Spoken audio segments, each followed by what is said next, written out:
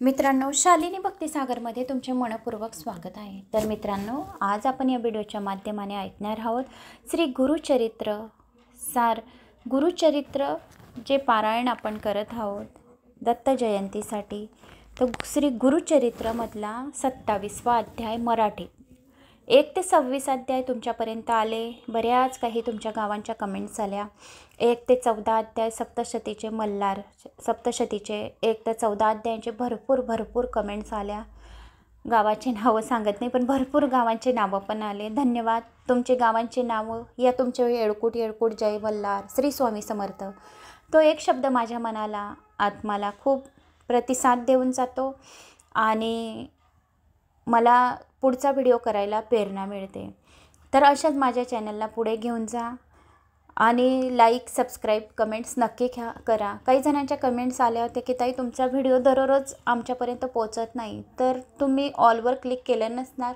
लाल बटनवर सबस्क्राईब करायचं, बाजूला जी घंटी असते तिला ऑलवर दाबायचं, ऑल येतो ALL, त्याच्यावर क्लिक करायचं, लाईक करायचं आणि कमेंट्स करायचं। तोपर्यंत तुम्ही या चारही वस्तू करणार नाही तोपर्यंत तुमच्यापर्यंत व्हिडिओ येणार नाही। तर पुढे अजून बरेच काही व्हिडिओ चांगले या मार्गशीर्ष महिन्याचे येतील।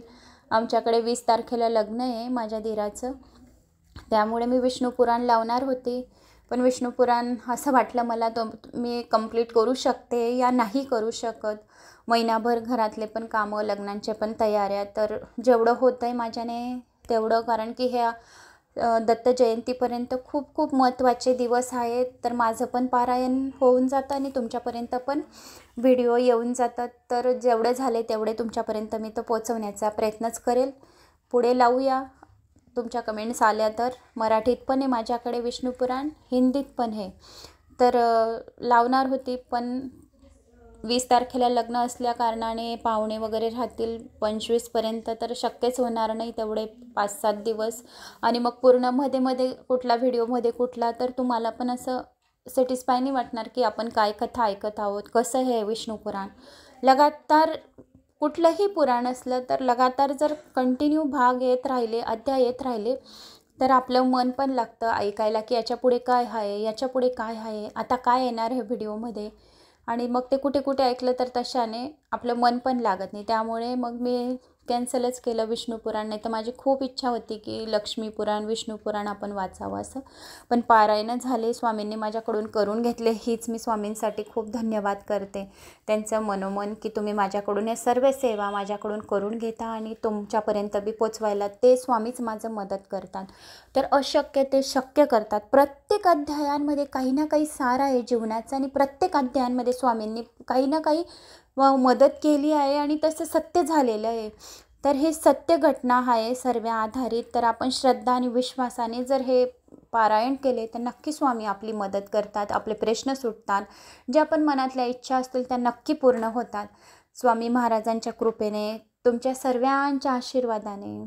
आता माझ्या मुलीला 6 जानेवारीला डिग्री भेटणार आहे डॉक्टरची, कॅन्व्होकेशन हे, तर मी भोपाळला 6 जानेवारीला म्हणजे 4 जानेवारीलाच जाणार आहे। 4 जानेवारी, 5 जानेवारी, 6 जानेवारी 3 दिवसापर्यंत भोपाळला कार्यक्रम आहे। दोघी मुलं माझे तिथंच शिकतात, मुलगा पण आणि मुलगी पण। तर तुमच्या आशीर्वादाने, स्वामींच्या आशीर्वादाने माझी मुलगी खूप मोठी डॉक्टरीन झाली, प्रत्येक वर्षी एक नंबरनेच पास झाली आहे स्वामींचा आशीर्वाद।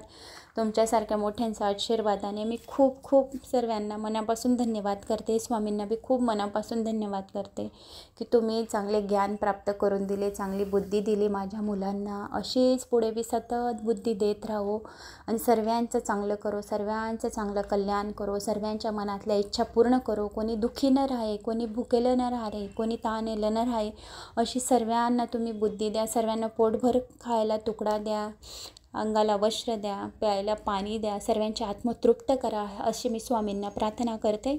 आणि आता ह्या अध्याय 27ला सुरुवात करते। आता माझ्या मुलीने MDSची नीटची एक्झाम दिलेला आहे, पहिला पेपर, तर पुढे पण ते 1 नंबरनेच पास हो अशी माझी इच्छा आहे। स्वामी महाराज माझी ही इच्छा पूर्ण करो MDSच्या नीटमध्ये, आणि तुमचा पण आशीर्वाद हवा मला की माझ्या मुलीला खूप नीटमध्ये चांगले मार्क येऊन गव्हर्मेंट कॉलेज भेटो। हेच आहे माझं उद्देश, दुसरं काही नाही। फायनान्शियल वगैरे घरातून खूप चांगली आहे, तसं काही नाही, हा माझा छंद आहे म्हणून तुमच्यापर्यंत मी कथा पोचवते। तर आता आपण अध्यायाला सुरुवात करूया. श्री गणेशाय नमो नमः. अध्याय 27. श्री गुरुचरित्र पारायणमधला अध्याय 27.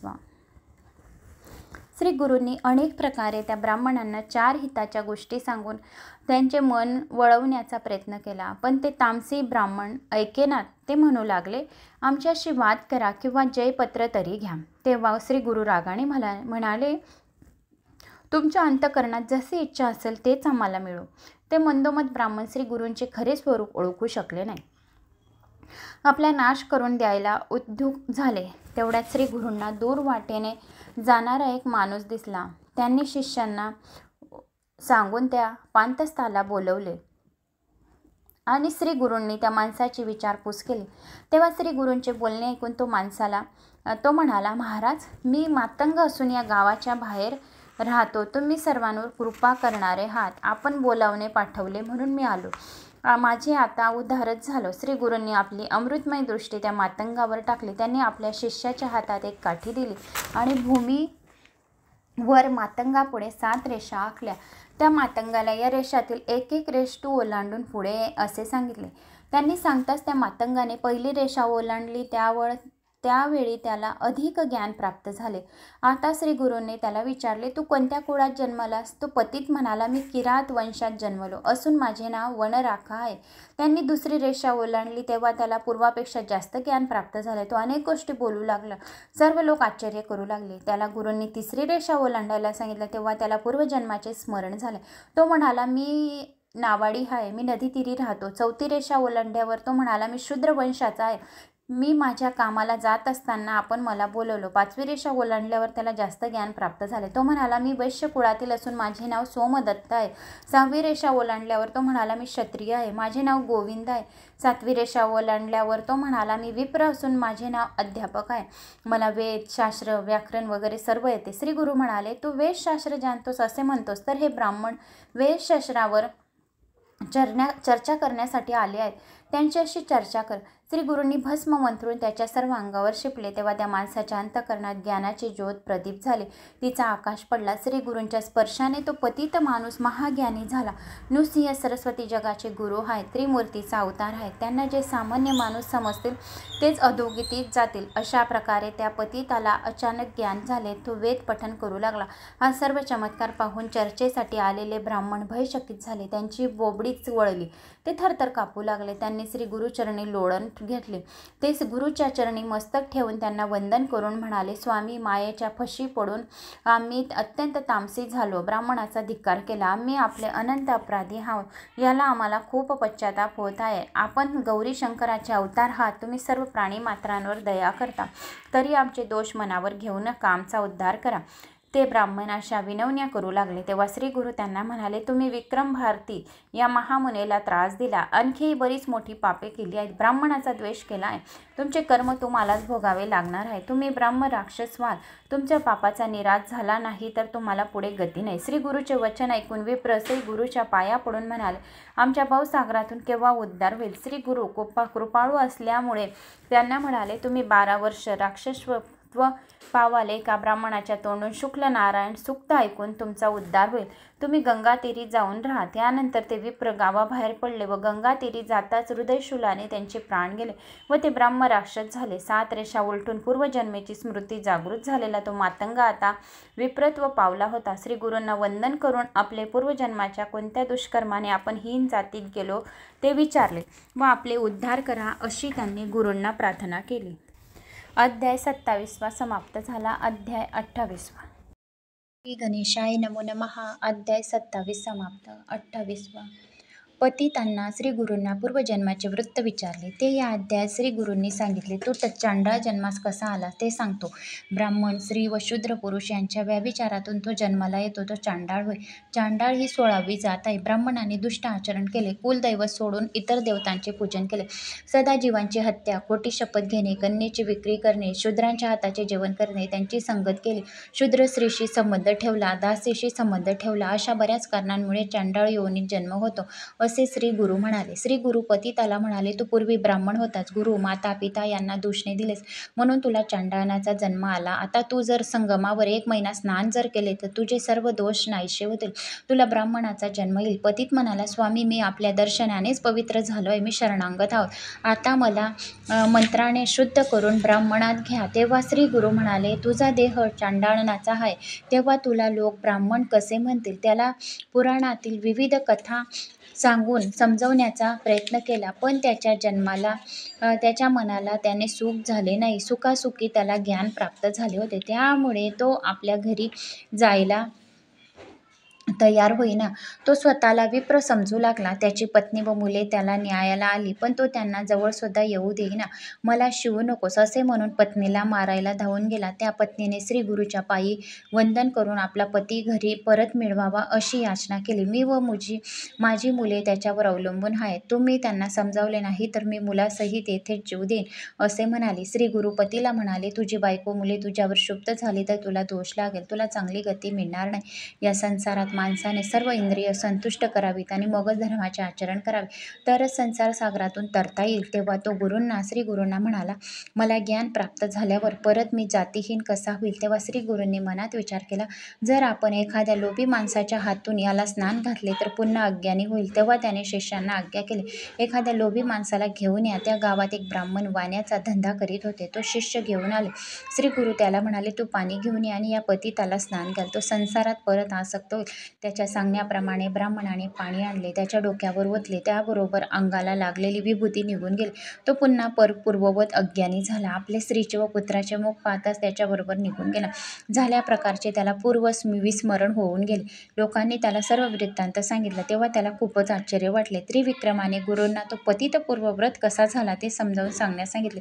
श्री गुरु म्हणाले, त्याच्या अंगावर विभूती होती, ती धुतल्यावर त्याचे ज्ञान निघून गेले. विभूतीचा महिमा असा आहे. महात्म्याचा हाताच्या स्पर्शाने विभूतीचे प्रपंच हास्य ब्रह्मस्वरूप होते. भस्माचा महिमा अपरंपार आहे असे गुरूंनी सांगितले. तर आता अध्याय 28 समाप्त झाला आहे. अध्याय 29. या अध्यायात श्री गुरूं त्रिविक्रम भारतीला भस्म महात्म्य सांगितले. पूर्वी कृतयुगामध्ये वामदेव नावाचा योगी होता. तो शुद्ध बुद्धीचा ब्रह्मज्ञानी पृथ्वी तलावावर राहत असे. आपले घर, पत्नी, काम व क्रोध सर्वांचा त्याग त्याने केला होता. तो संतोषी वृत्ताचा निरपेक्ष मौनी होता. तो जटाधारी वल्कल्ले व्याघ्रंभर धारण करून सर्व अंगावर भस्म लावित होता. अनेक क्षेत्रांना भेट देत होता. क्रोंचारण्यात आला. तो संपूर्ण भाग निर्मनुष्य होता, कारण तेथे एक ब्रह्म राक्षस राहत होता. तो नरमास व हिंस्र श्वापदे खात असे. असा भयंकर अरण्यात वामदेव फिरत असता तो ब्रह्म राक्षस वामदेवाला भक्षण करण्यासाठी धावून आला आणि त्याला खाण्यासाठी येऊन भिडला. त्यावेळी त्या श्रेष्ठ मुनीचे भस्म त्या ब्रह्म राक्षसाच्या अंगास लागले. त्याला पूर्वी जन्माचे स्मरण झाले. त्याचे सर्व पापे जळून भस्म झाले. त्याला ज्ञान प्राप्त झाले व श्रेष्ठ मुनींच्या पाया पडला आणि म्हणाला, आपण साक्षात ईश्वर आहोत, तरी आपण माझे रक्षण करावे. आपल्या केवळ दर्शनाने माझ्या पापराशी जळून भस्म होतील. वामदेवाने त्याची सर्व विचारपूस केली. तो ब्रह्म राक्षस त्यावेळी म्हणाला, आपल्या दर्शनाने मला माझ्या पूर्वजन्माचे ज्ञान प्राप्त झाले आहे. त्यातील दोषही मला दिसले. पतिव्रता, सुवासिनी, विधवा, रजस्वला अनेक प्रकारच्या स्त्रियांशी उन्मत्तपणे वागून त्याचा उपभोग घेतला आहे. या प्रकारे मी मदांध होऊन साऱ्या देशभर लोकांना फार छळले आहे. इतके क्रूर कर्म करून सुद्धा माझे मन संतुष्ट झाले नाही. मी विषयसुक्त होतो, त्यामुळे मी रोगी झालो. मला क्षयरोग झाला, त्यातच मला मरण पावले. मला यमदूतांनी नरकात घातले. त्यानंतर त्याने आपल्या पुढील 25 जन्माची सविस्तर कथा वामदेवाला सांगितली. त्यांनी वामदेवाला विनंती केली आणि मला आता पूर्वजन्म नको असे, तुमच्या कृपेने माझा उद्धार होईल असे काही कार्य करा. तुमच्या नुसत्या स्पर्शाने मला चांगले ज्ञान प्राप्त झाले आहे. तुमचा महिमा अनुपम आहे. तुम्ही साक्षात ईश्वर आहेत. आमचा उद्धार करण्यासाठी पृथ्वी तलावावर आले आहे. ब्रह्म राक्षस असे म्हणाले. तेव्हा वामदेव त्याला म्हणाला, हा महिमा माझ्या अंगाला लावलेल्या भस्माचा आहे. माझे सर्व अंग भस्मांकित आहे. तुझ्या अंगाला लागले त्यामुळे तुला जागृती आणि चांगले ज्ञान प्राप्त झाले. म्हणून कर्पूर गौरम शंकर सर्वांगी भस्म धारण करतात. ज्या वस्तूचा साक्षात ईश्वर असा बहुमान करतो त्याचा महिमा वर्णन करणे आम्हाला शक्य नाही. एका कथनात यमाच्या दूताने शिवदूत एका मृत आत्म्याला घेऊन जाऊन शिवपुरीत जाण्यास मृत आत्म्याला घेऊन जाऊ देऊ नये. तेव्हा यम शिवदूतांना म्हणाले, तुम्ही माझ्या सेवकांना का मारले? त्या पापी माणसाला तुम्ही शिवलोकात का घेऊन जात आहे? हा शिवपुरीत जाण्यास योग्य नसताना त्याला विमानात बसवून मूढपणे आपण कसे नेता? यमाचे वचन ऐकून शिवदूतांनी स्पष्टीकरण केले, या प्रेताच्या भाल प्रदेशी भस्म लावलेले होते. याच्या छातीवर, कपाळावर, दंडावर, मनगटावर भस्म लावले होते. त्याचे तुझे दूत स्पर्श करतील. शंकराची आम्हाला आज्ञा आहे की ज्या माणसाच्या शरीराला भस्म लावलेले असेल त्या मानवाचा जीव शाश्वत असा कैलासावर आणावा. भस्म लावलेले मनुष्याला दोष स्पर्श करीत नाही, तो स्वर्गात जाण्यास योग्य असतो. वामदेव महामुनींनी ब्रह्म राक्षसाला हे सर्व विस्तारपूर्वक सांगितले. तेव्हा ब्रह्म राक्षसाने संतोषाने त्याच्या चरणकमलास वंदन केले आणि विशेषतः गुरुच्या हाताने दिलेले भस्म, श्रेष्ठ भस्म त्याने आपल्या सर्व अंगाला लावले. तर अशी ही 29व्या अध्यायाची कथा होती भस्माची. आता 30वा अध्याय 29 समाप्त झाला आहे. मग नंतर श्री गुरु गाणगापुरात असताना त्यांची कीर्ती सर्वत्र पसरत चालली होती. श्री नृसिंह सरस्वती हे साक्षात त्रिमूर्तीचे अवतार आहेत. यांची लोकांना प्रचिती येऊ लागली. अशा अवतारित पुरुषांचे कार्य शब्दात वर्णन करण्यास शब्द अपुरे पडतात. श्री गुरूंच्या दर्शनासाठी लांब लांबून सर्व घरातील लोक येत होते. श्री गुरूंच्या कृपा आशीर्वाद घेऊन जात होते. श्री गुरु कृपा होते त्याला सर्व अभिष्ट मिळते, अशी श्री गुरूंची ख्याती झाली होती. उत्तरेकडे माहूर येथे गोपीनाथ नावाचा मोठा श्रीमंत माणूस राहत होता. गोपीनाथाला पुत्र प्राप्त होत असत, परंतु लगेच कालवश होत असत. त्यामुळे तो त्याची पत्नी फार दुःखी होते. त्यांनी मनोभावे दत्तात्रेयाची आराधना सुरू केली. पुढे त्यांना एक पुत्र झाला. त्यांची नावे दत्तात्रेय असे ठेवले. दाम्पत्य धनसंपन्न त्यांनी मुलाला खूप मायेने वाढवले. 5व्या वर्षी त्यांनी हौशेने त्यांची मुंज केली. तो 12 वर्षाचा झाला होता. सुंदर सुशील नवरी पाहून त्याचा विवाह केला. तिच्यावर सासू सासऱ्यांचे खूप प्रेम होते. दत्तात्रेयाची पत्नी सासू सासऱ्यांची खूप सेवा करायची. अशा रीतीने लग्नानंतर ती 4-5 वर्ष नवलाईत व आनंदात कशी सरली ते कळलेच नाही. पुढे दुर्दैवाने दत्तात्रेयाला एक व्याधी झडली. त्याची अन्नावरची वासनाच उडाली. अनेक औषधोपचार व्रतवैकल्य करून झाले, पण काही केल्या गुण येईना आणि शारीरिक व्याधी अधिकच बळावत चालली.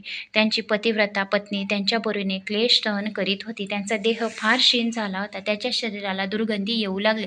वैद्यही त्यांच्या जवळ जाईना. तिनेही स्वतःवर ते परीच बंधने घालून घेतली. पती जेवढे अन्न सेवन करी तेवढेच अन्न ती खात असे. तिचे माता पिता सासू सासरे तिला या गोष्टीपासून परावृत्त करण्याचा प्रयत्न करीत होते.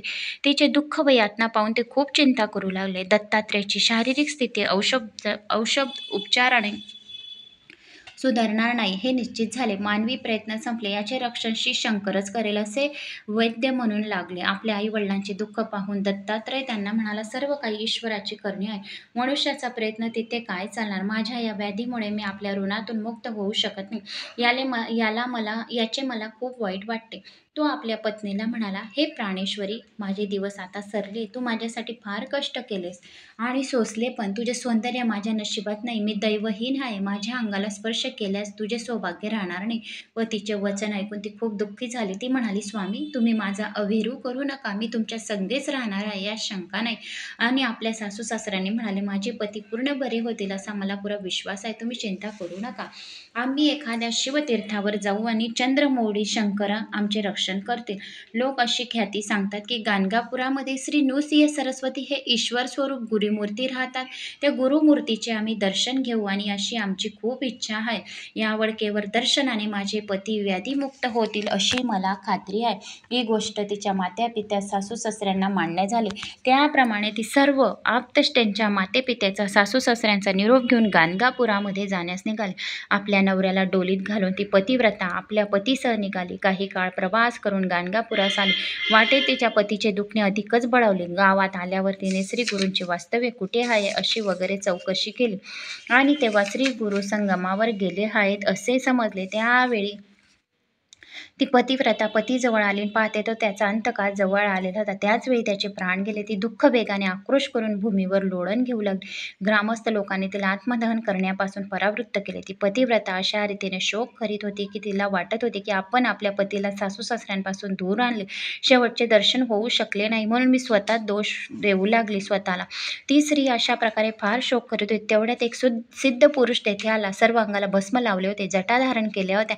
रुद्राक्षांच्या माळा घातल्या बसल्या होत्या, हातात त्रिशूळ धरला होता. तो म्हणाला, तू एवढा शोक करू नकोस. नशिबात जसे लिहिले असेल तसे होते. पूर्वजन्माच्या कर्माचे फळ भोगणे अटळ सत्य आहे. ब्रह्मलिखित अटळ असते, ते भोगावेच लागते. अशा प्रकारे तपस्व्याने तिला बोध केला. तेव्हा तिला विवेक उपजला. तिने शोक आवरला. तिने हात जोडले, आपल्या चरणी मस्तकी लावली. स्वामी, माझा उद्धार करा अशी विनंती केली. तिच्या सांगण्याप्रमाणे करीन असे म्हणून ती पुन्हा त्याच्या पाया पडली. तिचे वचन ऐकून योग्याने प्रसन्न वदनाने तिला स्त्रियाचे आचरण कसे असावे ते सविस्तर सांगितले. तर ते आता आपण पुढच्या अध्यायात ऐकूया. 30वा अध्याय समाप्त. 31वा अध्याय. अध्याय 31. योगेश्वराने स्त्रियाचे धर्म व कर्म सर्व सांगण्यास सुरुवात केली. या अध्यायात सांगितले आहे. योगेश्वर तिला म्हणाले, काय करावे, कोणता मार्ग अनुसरावा असा तुझा प्रश्न आहे. भवसागर तरण्यासाठी मी तुला स्त्रियांनी काय आचरण करावे ते सांगतो. यातील तुला जे योग्य वाटेल ते तू कर.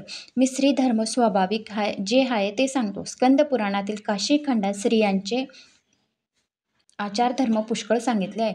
योगेश्वराने तिला सांगितले, महर्षी अगस्ती यांची पतिव्रता भार्या लोपामुद्रा इत्यासह काशी क्षेत्रात राहत होते. तिच्या इतकी श्रेष्ठ पतिव्रता दुसरी कोणीही नाही. तेथे राहत असताना एक अद्भुत घटना घडली. विंध्य नावाच्या अगस्ती मुनींचा शिष्य पर्वतरूपाने भूतलावर राहत होता. तो विंध्याचल पर्वत अपूर्व वनराईने शिखराने शोभमयान होता. एकदा नारद मुनी तेथे हिंडत गेले. त्यांनी विंध्य पर्वताची खूप स्तुती केली. शेवटी म्हणाले, इतके असून सुद्धा एक उणीव आहे, ती मेरू पर्वतावर उंच नाहीस, त्यामुळे तुझे महत्त्व नाही. नारदाने असे म्हणताच विंध्याचल रागावला आणि तो तत्काळ वाढू लागला. तो एवढा उंच झाला की दक्षिण देशात सर्वत्र अंधार पसरला. सूर्याची गती अविद्य झाली. तेव्हा सर्व घाबरले आणि इंद्राकडे गेले. इंद्र ब्रह्मदेवाकडे गेला. अगस्तीला काशी सोडून जाण्यास दक्षिणेत जाऊन विंध्य पर्वताला नमवण्यास सांगितले. तो अगस्तीच्या शिष्य आहे म्हणून तो त्याचे ऐकेल असा सल्ला ब्रह्मदेवाने दिला. तेव्हा इंद्रांनी सर्व देव, गुरु, बृहस्पती, अनेक ऋषी काशीस अगस्तीकडे आले. सर्वांचे स्वागत केले. तेथे सर्व देव बसले असता देवगुरु बृहस्पतींनी देवाजवळ लोपामुद्रेच्या अलौकिक पतिव्रतेची प्रशंसा केली आणि त्यावेळी बृहस्पतीने पतिव्रतेचे आचरण कसे असावे विस्तारपूर्वक सांगितले. पती हाच आपला गुरु, तोच धर्म, देव, सर्व तीर्थ असतात. जिच्या मनात निश्चय असतो तो पतिव्रता जाणावी. शरीरात जीव असतो तोपर्यंत जीव सर्वांना पवित्र असतो, पण जीव जाता क्षणी प्रेताला कोणी हातही लावत नाही. पती हाच आपला प्राण समजावा. अशा प्रकारे देवांचे गुरु बृहस्पती यांनी पतिव्रतेचा आचार धर्म श्रेष्ठ सांगितला आहे. अध्याय 31वा समाप्त. अध्याय 32वा. तपस्व्याने विधवेचे आदर्श आचरण कसे असावे सर्व दत्त ब्राह्मणाच्या पत्नीला सांगितले. सती जावे की व्रतस्थ राहावे, वैधव्यातील जीवन कसे काढावे तिने स्वतःला ठरवावे असे म्हटले. सती जाण्यात जे पुण्य आहे तेच व्रतस्थ राहून विधव्यात राहण्यात आहे असे त्याने सांगितले. त्यावेळी त्या स्त्रीने त्याला नमस्कार केला. कारुण्यपूर्ण शब्दाने म्हणाली, हे श्रेष्ठ योगीन, तुम्ही माझे मार्गदर्शक सहाय्यक करते आहात. तुम्ही दोन्ही विचार सांगितले त्यातील वैधव दशा आचरण्यास अत्यंत कठीण आहे. मला ते झेपणार नाही. सहगमन अपार पुण्य आहे, याला मला दिलासा वाटतो. स्वामी, मी मनाचा निर्धार करून पतीसह गमन करीन असे म्हणून तिने त्याच्याबरोबर पायावर मस्तक ठेवले, त्याचे पाय धरले. त्या करुणेच्या कृपेने सागररूपी योगेश्वराने तिला उठवले व अभय देऊन सांगितले की तू तुझ्या पतीला घेऊन संगमावर जा आणि तेथे श्री गुरूंची भेट होईल. एका गुरु वाचून काळाला कोणी जिंकू शकत नाही आणि त्याच्या मनात भाव असेल त्याची प्रचिती येते तसे तेव्हा तू गुरुचरणाचे दर्शन घ्यावे असे सांगितले. अध्याय 32वा समाप्त. अध्याय 33वा. पूर्वी नंदी ग्रामी एक वेश्या राहत होती. ती दिसायला फार सुंदर होती. तिच्याकडे अपार धन धान्य संपत्ती होती. अशी ती वेश्या स्वतःला पतिव्रता म्हणत होती. तिच्या घरी नाट्य मंडप होता. मंडपात मनोरंजनासाठी तिने एक कोंबडा आणि एक माकड पाळले होते. त्या कोंबड्याच्या व माकडाच्या गळ्यात रुद्राक्षाच्या माळा होत्या आणि करमुनी खातीर नित्य शिकवीत असे. एकदा एक शिवव्रत नावाचा मोठा धनाढ्य व्यापारी तिच्याकडे आला. त्याने रुद्राक्ष माळा घातल्या होत्या, भस्म लावले होते. व्यापाराला पाहताच वेश्येने नमस्कार करून त्याला नाट्य मंडपात नेले. अनेक उपचार करून त्याचे स्वागत केले. तिने व्यापाराला विचारले, जर आपल्या जवळील हे रत्नजडित लिंग मला दिले तर मी 3 रात्र आपल्या रतिसुखात राहील असे तिने सांगितले. आणि जर आपण विकत देणार असाल तर लक्षाच्या संख्येत त्याचे मी आपणाला मोल देईन. तेव्हा हे शिवव्रत आपल्या मनात असेल ते सांगावे. तो व्यापारी हसून म्हणाला, मी हे शिवलिंग रतिसुखाच्या बदल्यात देईल, परंतु तू नावाने वेश्या आहे, व्यभिचारिणी आहे, तुझे बोलणे सत्य कसे मानावे? तुला तर अनेक पुरुषांशी संगत करावी लागते, तुला पतिव्रता कसे म्हणू? व्यभिचार करणे हा तुझा कुळचर्म आहे. तुमचे मन एकाच पुरुषाशी स्थिर राहत नाही. व्यापाराचे बोलणे ऐकून वेश्या म्हणाली, मी खरोखर 3 दिवस आपली कुलस्त्री होऊन राहील. मला आपण श्रेष्ठ लिंग द्यावे आणि मी आपले मन, तन, धनाने रिचवीन. व्यापारी तिला म्हणाला, तू म्हणतेस त्याला मी प्रमाण काय समजू? 3 दिवस व 3 रात्र सर्व धर्मकर्मात माझी तू धर्मपत्नी व्हायला पाहिजे. तेव्हा त्या वेश्येने त्या शिवलिंगावर हात जोडून जय जय चंद्रमौळी असे म्हणाले आणि मग सूर्य यांना साक्षी मानून वचन दिले आणि ती त्याची पत्नी झाली. तेव्हा त्या व्यापाराने ते लिंग तिच्या हाती दिले आणि म्हणाले, हे शिवलिंग माझा प्राण आहे, याला जर काही हानी पोचली तर मी प्राण त्यागेन, अशी त्या व्यापाराने सांगितले. व्यापाराचे ते म्हणणे ऐकून तिने मान्य केले. अशा रीतीने दोघांचे समाधान झाले. दोघे मंडपात बसले असता सायंकाळ होऊन सूर्यास्त झाला. तेव्हा आपण आता घरात जावे असे ती म्हणाली. तेव्हा वेश्य तिला म्हणाला, रतिप्रसंगी हे लिंग जवळ ठेवू नये. त्याचे बोलणे ऐकून तिने लिंग मंडपात सुरक्षित ठिकाणी ठेवले. ते दोघं क्रीडा करीत असता नाट्यमंडपास भयंकर आग लागली व नाट्यमंडप संपूर्ण जळाला. ते पाहून व्यापारी शोक करू लागला. मंडपाची आग लोकांनी विझवली. आगीत ते लिंग जळून गेले. माकडाचे कोंबड्याचेही जळून भस्म झाले. तो व्यापारी शोकाकुल होऊन म्हणाला, माझे प्राणलिंग जळावे, आता मी प्राणत्याग करतो. आणि असे म्हणून तो बाहेर आला आणि मग त्याने खूप लाकडे जमवली, चिता रचली आणि अग्नीत प्रदीप्त केला. माझे लिंग जळाले असे म्हणत त्याने पटकन धगधग त्या आगीत उडी मारली. वेश्या दुःख करू लागली, माझ्या हातून पुरुषांची हत्या झाली. हा व्यापारी माझा प्राणेश्वर होता, त्यांचा नाश झाला. मी पतिव्रतेचा धर्म आचरण करून प्राण त्याग करे. असे म्हणून तिने ब्राह्मणांना वस्त्रे, भूषणे दान दिली. चंदनाच्या लाकडांच्या अग्नी प्रदीप्त केल्या. आपल्या सर्व अंगाला भस्म लावले. वरदुंगाला नमस्कार करून म्हणाले, मी पतीबरोबर सहगमन करीत आहे. तिचे नातेवाईक तिला आपल्या आयुष्यात येणाऱ्या पुरुषाची त्यांनी मोजदात नसते. मग तुझा पती असे कसे म्हणतेस? असे म्हणतात. मग त्याने घडलेला सर्व वृत्तांत तिने सर्व ब्राह्मणांना सांगितला. ब्राह्मणांना नमस्कार करून तिने अग्नीजवळ उभे राहून एकदम त्यात उडी टाकली. त्यावेळी आश्चर्य हे घडले की पंचमुख सदाशिव, 10 भुजांचे, नागाचे योगोपवीत धारण करणारा, पाण मात्र, त्रिशूळ, डमरू हाती घेतला, भस्माचा लेप असणारा, जटाधारी, नदीवर बसलेला असा तेथे अग्नीतून प्रकट झाला. त्याने वेश्येला वर्षावर अग्निकुंडातील अग्नी शांत झाला. भक्तवत्सल ईश्वर तेथे प्रकट झाला. प्रसन्न वदनाने तिला म्हणाला, मी तुझी परीक्षा पाहण्यास आलो होतो. तुझी धर्मावरील दृढ निष्ठा, धैर्य पाहण्यासाठी आलो होतो. सर्व काही मी मायेने निर्माण केले होते. तुझ्या भक्तीने मी प्रसन्न झालो आहे. जो वर तू मागशील तो मी तुला देईन. तेव्हा वेश्या म्हणाली, हे चंद्रमौळी, मला वर नको. सर्व भूलोक व पाताळ यातील काहीच ऐश्वर्य भोग नको. मी तुझ्या चरण कमळावर मुग्ध भ्रमर होऊन महाभाग्यवती होईन. माझे सर्व बुंदवर्ग तुझ्याजवळ राहावे. जे माझे दास आहेत, दासी आहेत, त्यांना स्वर्गास न्यावे. हे स्वामी, मला संसाराच्या एरझऱ्यातून मुक्त करा. असे म्हणून ती शंकराच्या पाया पडली. पराशर ऋषी म्हणाले, हे माकड, काश्मीर देशात भद्रसेन नावाचा राजा होता. त्याच्या घरी पुत्र म्हणून जन्मात आले. तो कोंबडा राजाच्या प्रधानाचा मुलगा होता. तर तो मुलगा पूर्वजन्मी अज्ञान असूनही रुद्राक्ष धारण करण्याचे पुण्य त्याला घडले, त्यामुळे ते मानव जन्मास आले. पण आता हे ज्ञानपूर्वक रुद्राक्ष धारण करतात, त्यामुळे त्या पुण्याईला गणतीच नाही. जो रुद्राक्ष धारण करतो, जो भस्म लावतो, जो मुखामध्ये ओम नमः शिवाय म्हणतो, तर त्याची गणनाच नाही, असे त्या शिवयोग्याने सांगितले. तर असा हा अध्याय 33वा होता. आता अध्याय 33वा समाप्त झाला आहे. अध्याय 34वा. पराशर ऋषींनी भद्रसेन राजाला रुद्राक्षाचे महात्म्य वर्णन करून सांगितले. तसेच ते राजकुमाराचे पूर्वजन्माचे चरित्र सांगितले. राजा संतुष्ट झाला होऊन ऋषीच्या पायावर डोके ठेवून म्हणाला, स्वामी, रुद्राक्ष धारण केल्याने माझ्या मुलाला पुण्य लागेल असे आपण सांगितले, पण आता ज्ञानी असून रुद्राक्ष धारण करतो. आता याच्या भविष्यात काय घडेल, त्या माझ्या मुलाचे, मंत्री मुलाचे भविष्य सविस्तर सांगावे. ऋषी राजाला म्हणाले, तू पुत्राचे भविष्य विचारतो आहेस, तर मग आता ऐक. तुला ऐकल्यावर दुःख होईल. राजाचे ते बोलणे ऐकून, राजा, तुझ्या मुलाचे आयुष्य फक्त 12 वर्षाचे आहे आणि ते वर्ष पूर्ण होण्यास आता फक्त 7 दिवस राहिले आहेत. हे ऐकून राजाला खूप दुःख झाले. शोकाने गहीवरून श्री सहऋषीच्या पायावर पडलं आणि म्हणाले, स्वामी आपण सर्व ज्ञानी हा त्रिकाल ज्ञानी हा, कृपया यावर काही उपाय सुचवा. मग तेव्हा पराशर ऋषींनी सांगितले की राजा तू शंकराला शरण जा आणि मनातील सर्व भय सोडून शंकराची आराधना कर, तोच तुझ्या पुत्राचे रक्षण करेल. अल्पायुष्य माणसाने जर विश्वासाने रुद्राचा जप केला तर पाप जाते, तोच दीर्घायुष्य होतो. तेव्हा 10 सहस्र रुद्र पाठ करून त्याने शिवाला स्नान घालवले. असे केल्याने तुझ्या पुत्राचे 10,000 वर्ष संरक्षण होईल, तो विद्वान होईल. असा 100 विप्रांना ज्ञानी यज्ञनिष्ठ ब्राह्मणांना बोलव. अशा ब्राह्मण करवी शंकरावर अभिषेक कर, तुझ्या मुलाचे आयुष्य वाढेल, तात्काळ कल्याण होईल. पराशराने सांगितल्याप्रमाणे राजाने ब्राह्मणांना बोलवून 1 सहस्र विद्वान ब्राह्मण बोलवले. 100 कलश भरून उसाचा रस घेऊन त्याने विधीपूर्वक शंकरावर अभिषेक केला. त्याच रसाने पुत्राला 7 दिवस स्नान घातले. अशा प्रकारे 7 दिवस ईश्वराची आराधना केली.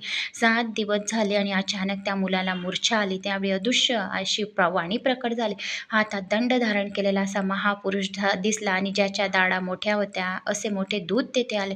सर्व ब्राह्मण रुद्रपाठ म्हणत होते. त्यांनी स्वरयुक्त मंत्र म्हटले आणि मंत्रदक्षता त्या मुलावर टाकल्या. ते दूध दूर उभे राहून पाहत होते. त्याच्या हातात मोठे पाश होते. ते कुमार व्रत दुरूनच पाश टाकण्याचा प्रयत्न करीत होते. तोच हातात दंड घेतलेले शिवदूत त्यांना मारायला लागले. तेव्हा हे यमदूत भिवून पळाले. अशा प्रकारे त्या ब्राह्मण श्रेष्ठांनी त्या राजपुत्राचे रक्षण केले व वेदोक्त मंत्र म्हणून त्याला आशीर्वाद दिले. रुद्र अध्यायाचा हा महिमा आणि याची प्रचिती सर्वांनी पाहिली. गुरुची ब्रह्माची पूजा करावी आणि गळ्यामध्ये रुद्राक्ष धारण करावे, भस्म धारण करावे, म्हणजे यमाचे भय राहत नाही. म्हणून रुद्रावर श्री गुरूंची फार प्रीती आहे. तर असे हे 34व्या अध्यायात सांगितले. अध्याय 34 समाप्त झाला. अध्याय 35 श्री गणेशाय नमो नमः. श्री नृसिंह सरस्वतीचे रुद्राचे महात्म्य सांगितल्यावर त्या स्त्रीने मला काहीतरी मंत्रोपदेश द्या अशी विनंती केली. तेव्हा स्त्रियांना मंत्रोपदेश देऊ नये, पतिसेवा करावी ही सर्वात ईश्वर भक्ती होय. जो पतिसेवा करतो ती सर्वात मोठी सेवा आहे. ज्या घरामध्ये पतिसेवा होते तेथे महालक्ष्मीचे वास्तव्य असते असे सांगितले आहे. मला एखादे व्रत करायला सांगा अशी विनंती केली. श्री गुरूंनी त्यावेळी त्या दाम्पतीला सोमवार उपासना, शिवपूजन इत्यादी करण्याचे व्रत सांगितले. त्या व्रताचे महात्म्य सांगताना पूर्वीसुताने ऋषींना सांगितलेली सिमितिनीची कथा सांगितली. पूर्वी आर्यवर्तात एक राजा होता. त्याचे नाव चित्रवर्मा होता. तो धर्मशील, शूर, पराक्रमी होता. सपत्नीक शिवाची पूजा करीत असे. त्यांना पुत्र कामना होती, पण पुष्कळ काळाने त्यांना कन्या झाली. तिचे नाव सिमितीने ठेवले होते. ती पार्वतीसारखी रूपवान स्वरूप होती. तिचे जातक सांगण्यासाठी सर्व ज्योतिषांना बोलवले. ते म्हणाले, ही कन्या सुलक्षणी आहे, तिची कीर्ती गंगेसारखी होईल. ती पतीसह 10 सहस्र वर्ष करेल. तिचे असे भविष्य वर्तवले. तेव्हा राजाला फार आनंद झाला. पण राजा सभेत बसला असताना एक ब्राह्मण निर्भयपणे म्हणाला, हे राजा, माझे वचन ऐक. मी तुझ्या कन्येचे लक्षण सांगतो. तुझ्या कन्येच्या नशिबात 14व्या वर्षी विधवा योग आहे. हे ऐकून राजा एकदम बेशुद्ध पडला. तो ब्राह्मण तसे सांगून तत्काळ निघून गेला. सर्व सिमितिनीला माहिती पडले. त्यामुळे ती विचारात पडली. ती याज्ञवल्क्य ऋषीची पत्नी मैत्रिणींना राजमहलात आली. सिमितिनीने तिला वंदन केलं आणि याज्ञवल्क्य ऋषीची पत्नीला तिने वंदन केलं आणि तिला विनवणी केली, माझे रक्षण करा, माझे सौभाग्य स्थिर राहील असं काही उपाय सांगा, अखंड सौभाग्य राहावं असं काहीतरी सांगा. कन्येचे बोलणे ऐकून मैत्रिणी म्हणाली, तू शंकराला शरण जा, तुझे सौभाग्य अखंड राहील, सौभाग्य स्थिर राहील. जो कोणी ह्या कथा ऐकेल तरीसुद्धा त्याचे अखंड सौभाग्य राहील, अखंड स्थिर राहील. त्याच्या घरात लक्ष्मीची भरभराट राहील. तिने सिमितिनीला एक व्रत करण्यास सांगितले. सोमवारचा उपवास करावा, शिवाची पूजा करावी, शिवाचे मंत्र ध्यान करावे, ओम नमः शिवाय या मंत्राचा जप करावा, शिवलिंगाला बेलपत्रे अर्पण करावी. शिवाच्या अभिषेकाने पापाचा क्षय होतो. पीठपूजन केले तर साम्राज्य मिळते. गंध, अक्षता, फुलांनी पूजा केल्यास सर्व सौभाग्य मिळते. तेव्हा हे मुली, तू सोमवारचे व्रत कर, त्यामुळे तुझी मोठी मोठी संकटे, सर्व कष्ट दूर होतील. याचा दुष्कर्म याचा परिहार होईल. पार्वती व शंकर याची पूजा केल्यास सर्व पापे दूर होतात आणि मनातल्या सर्व इच्छा कामना पूर्ण होतात असे सांगितले. हे ऐकून सिमितिनीने लगेच सोमवारचे व्रत केले आणि या व्रताचा स्वीकार केला. नलदमयंतीच्या वंशात इंद्रसेन राजाच्या राजकुमार चंद्रागत यांच्याबरोबर तिचा विवाह झाला.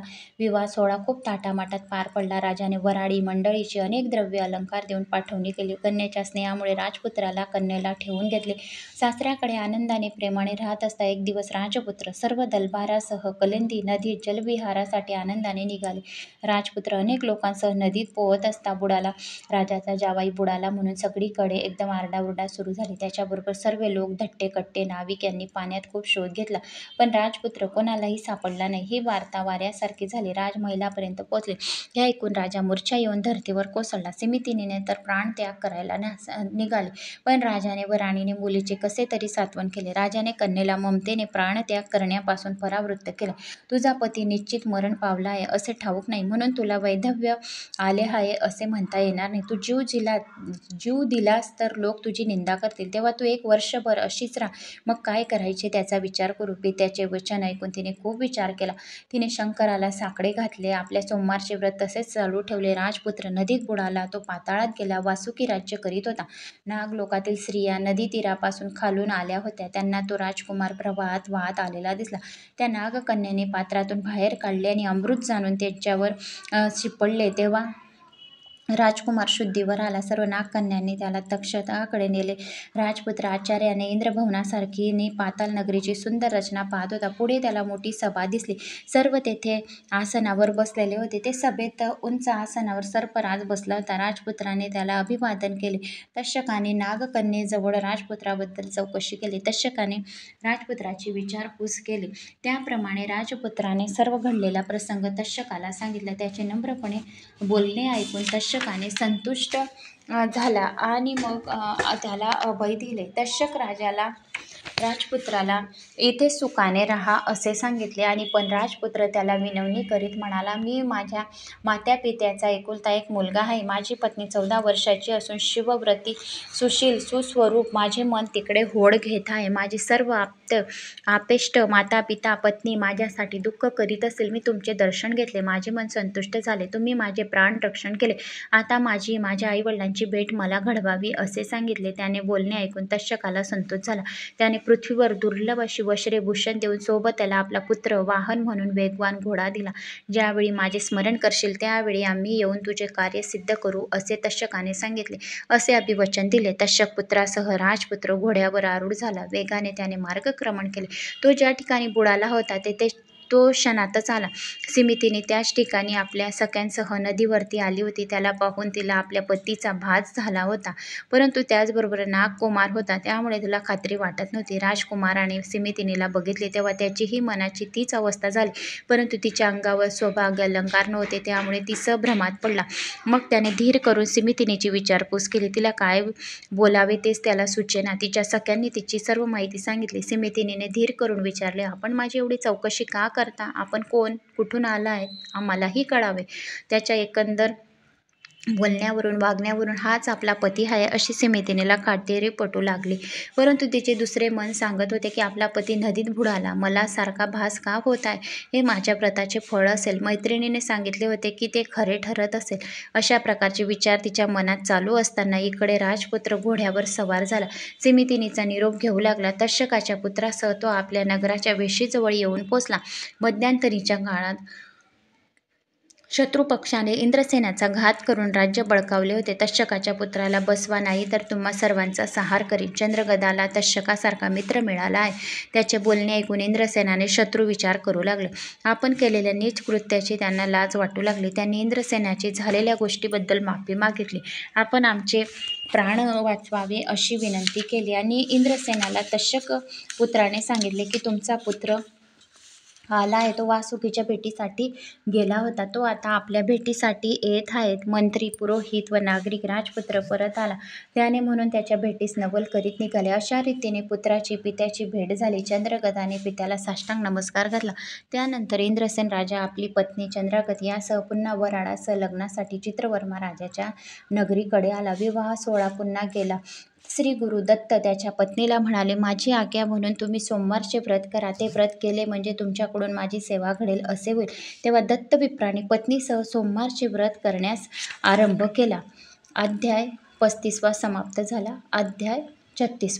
मग गाणगापुरात एक वेदवता, विरक्त, बहुश्रुत असा कर्मनिष्ठ आचरण करणारा ब्राह्मण राहत असे. तो दान घेत नसे, परान्न घेण्यात जात नसे. तो नेहमी कोरडी भिक्षा मागत असे. त्यावर आपले पोट भरीत असे. त्याची पत्नी फार रागीट, असमाधानी होती. भिक्षा मागून पोट भरणारा ब्राह्मण अत्यंत साधेपणे राहत होता. त्या गावात नेहमी श्राद्ध दिकांचे ब्राह्मण भोजन घालण्यासाठी ब्राह्मण येत असत. ते सहस्र भोजने घालीत असत. त्या गावातील ब्राह्मणांच्या स्त्रिया त्यासाठी भोजनासाठी जात असत आणि तेथील पंचपक्वान्नांची आपल्या घरी येऊन स्तुती करत असत. हे ऐकून ब्राह्मणाची पत्नी आपल्या नशिबाला दारिद्र्याला दोष देत असत. माझा पती दैवहीन आहे, कधी परान्न घेत नाही, म्हणून मी मिष्टान्न खाऊ शकत नाही. एके दिवशी एक मोठा श्रीमंत ब्राह्मण गाणगापुरात आला. त्याला महालय श्राद्ध करायचे होते. त्याने ग्रामस्थांना रीतीसर श्राद्धाचे आमंत्रण केले आणि त्यांच्या स्त्रियांनीही बोलावले. ते पाहून त्या विप्राची आणि आपल्या पत्नीची पतीजवळ गेली आणि त्या ब्राह्मणाचे बोलावणे कसे आले आहे हे सविस्तर सांगितले. तिने अनेक प्रकारची पक्वाने खावयास मिळतील, कपडे मिळतील, दक्षिणा मिळतील, भरपूर द्रव्य मिळेल, तेव्हा आपण हे आमंत्रण स्वीकारावे, नाहीतर मला तर जाण्याची परवानगी द्या. तिची विनवणी ऐकून ब्राह्मणाने तिला जाण्याची परवानगी दिली. तेव्हा ती पतीची संमती घेऊन श्रीमंत ब्राह्मणाकडे जेवायला गेली. तो ब्राह्मण तिला म्हणाला, आम्ही दाम्पत्य भोजन घालतो, तेव्हा आपण पतीसह भोजनास यावे, असे सांगून त्याने तिला परत पाठवले. त्याचे बोलणे ऐकून ती खिन्न झाली. तो निसिंह सरस्वतीकडे आली आणि त्याने त्यांना नमस्कार करून स्वामी, माझे पती परान्न घेत नाही, त्यामुळे मला इच्छा असून सुद्धा चांगले अन्न कधी खायला मिळत नाही.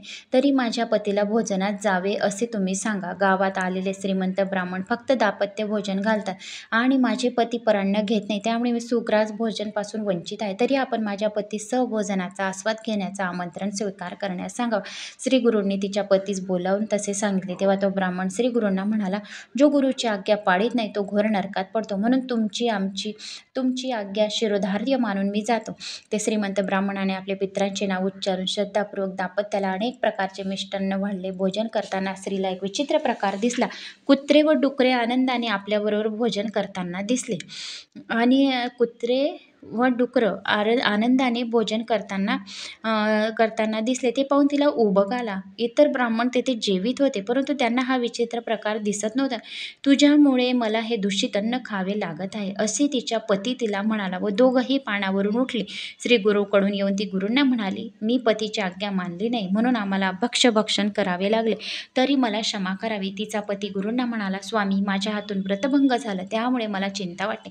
श्री गुरु हसून म्हणाले, तू स्त्रीची वासना पूर्ण केलीस, आता तिच्या मनाचे समाधान झाले. तुझ्या सांगण्याप्रमाणे ती आता वागेल. परान्न घेण्यास कोणती घरे योग्य व कोणती अयोग्य हे स्वामींनी समजावून सांगितले. तसेच कर्म मार्ग कोणता आचरावा ते सुद्धा स्वामींनी सर्व समजावून सांगितले, की कोणाच्या घरचे अन्न खावे, कोणाच्या घरचे अन्न खावे नाही, असं संपूर्ण वृत्तांत त्या दोघांना समजवला, असे या कथेमध्ये सांगितले आहे. तर अध्याय 36 समाप्त झाला आहे. अध्याय आता आपण 37 सुरू करूया. श्री गणेशाय नमो नमः. अध्याय 37. या अध्यायात श्री गुरूंनी पराशर ऋषींच्या उपदेशानुसार आधार देऊन त्या ब्राह्मणाला आचारधर्म सांगितला. होम करण्याची कोणती साधने घरात राखून ठेवावी, देवपूजा करण्याची पद्धत सांगितली. ब्राह्मणाने जशी त्रिकाल संध्या करणे आवश्यक आहे तशी देवपूजा त्रिकाल करणे आवश्यक आहे. पूजा एकाग्र मनाने करावी. गुरु आज्ञेने जरी काष्टाची किंवा पाषाणाच्या मूर्तीचे पूजन केले तरी त्यात देवांचे प्रत्यक्ष निवास असतो, तो प्रसन्न होतो. पूजेच्या साहित्याची सविस्तर माहिती श्री गुरूंनी ब्राह्मणाला समजावून सांगितले. नमस्काराची पद्धत सांगताना श्री गुरु म्हणाले, देवाच्या अगदी दृष्टीसमोर उभे राहून नमस्कार करू नये, त्याच्या पाठीमागे नमस्कार करू नये, गाभाऱ्यात जाऊन नमस्कार करू नये, देवाला आपल्या उजवीकडे ठेवून प्रदक्षिणा घालून नमस्कार करावा. ब्राह्मणाने एका हाताने नमस्कार करू नये. सुतकात असणाऱ्याला नमस्कार करू नये. मौन किंवा व कोठे धरावे याचे विधान श्री गुरूंनी सांगितले. स्नान करताना, होम करताना, जेवताना मौन पाळावे. जेवण होईपर्यंत मौन शक्य नसेल तर प्राणाहुती घेईपर्यंत तरी मौन पाळावे. ज्याचे पिता जिवंत असेल किंवा ज्येष्ठ बंधू असेल त्याने रोज मौनाने ज्येष्ठ बंधू असेल तर मौनाने जेवावे असे नाही, त्याने फक्त श्राद्धात जेवताना मौन राहावे. 5 प्राणाहुती घेताना सर्वांनी मौन राहायला पाहिजे. भोजन किती घास घ्यायचे याचे प्रमाण श्री गुरूंनी सांगितले. संन्यासी, मुनीश्वर, यती 8 घास घ्यावेत. ब्रह्मचार्याने अमुक इतकेच घास घ्यावेत असे प्रमाण ठरवले नाही. जेवढा घास आपल्या तोंडात राहील तेवढाच घ्यावा. इष्ट इष्ट सोयरे इत्यादिकांचा सह एका ताटात भोजन करू नये. तसेच जेवताना कसे बसावे, कुठे बसावे, सर्व भोजनाचे नियम सांगितले. तसेच भोजनाची पद्धत, निषिद्ध अन्न कोठे कोणते ते सांगितले. श्री गुरु ब्राह्मणाला म्हणाले, अशा ब्राह्मणाचा आचार धर्म आहे. त्याचे यथाविधी जो पालन करेल त्याला दैन्य कोठून प्राप्त होणार. तो तर देवांनाही वंद्य होईल. त्याच्या घरी अखंड लक्ष्मी नांदेल. तो स्वतः सतायुष्य होऊन त्याच्याकडे काही दोष राहणार नाही.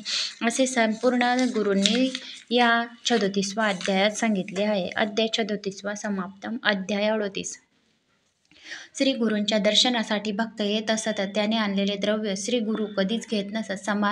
समाराधना करण्यासाठी भक्तांनी ते उपयोगात आणावे अशी त्यांची इच्छा होती. एकदा एक भास्कर नावाचा गरीब ब्राह्मण श्री गुरूच्या दर्शनासाठी आला. त्याने श्री गुरूंना साष्टांग नमस्कार घातला व त्याची भक्तिभावाने स्तुती केली. त्या दिवशी भक्त लोक समाराधना घालीत होते. त्यांनी त्या ब्राह्मणालाही समाराधनेत जेवायला चला म्हणून बोलवले. त्या ब्राह्मणाच्या मनात असा संकल्प होता की आपण श्री गुरूंना भिक्षा घालावी.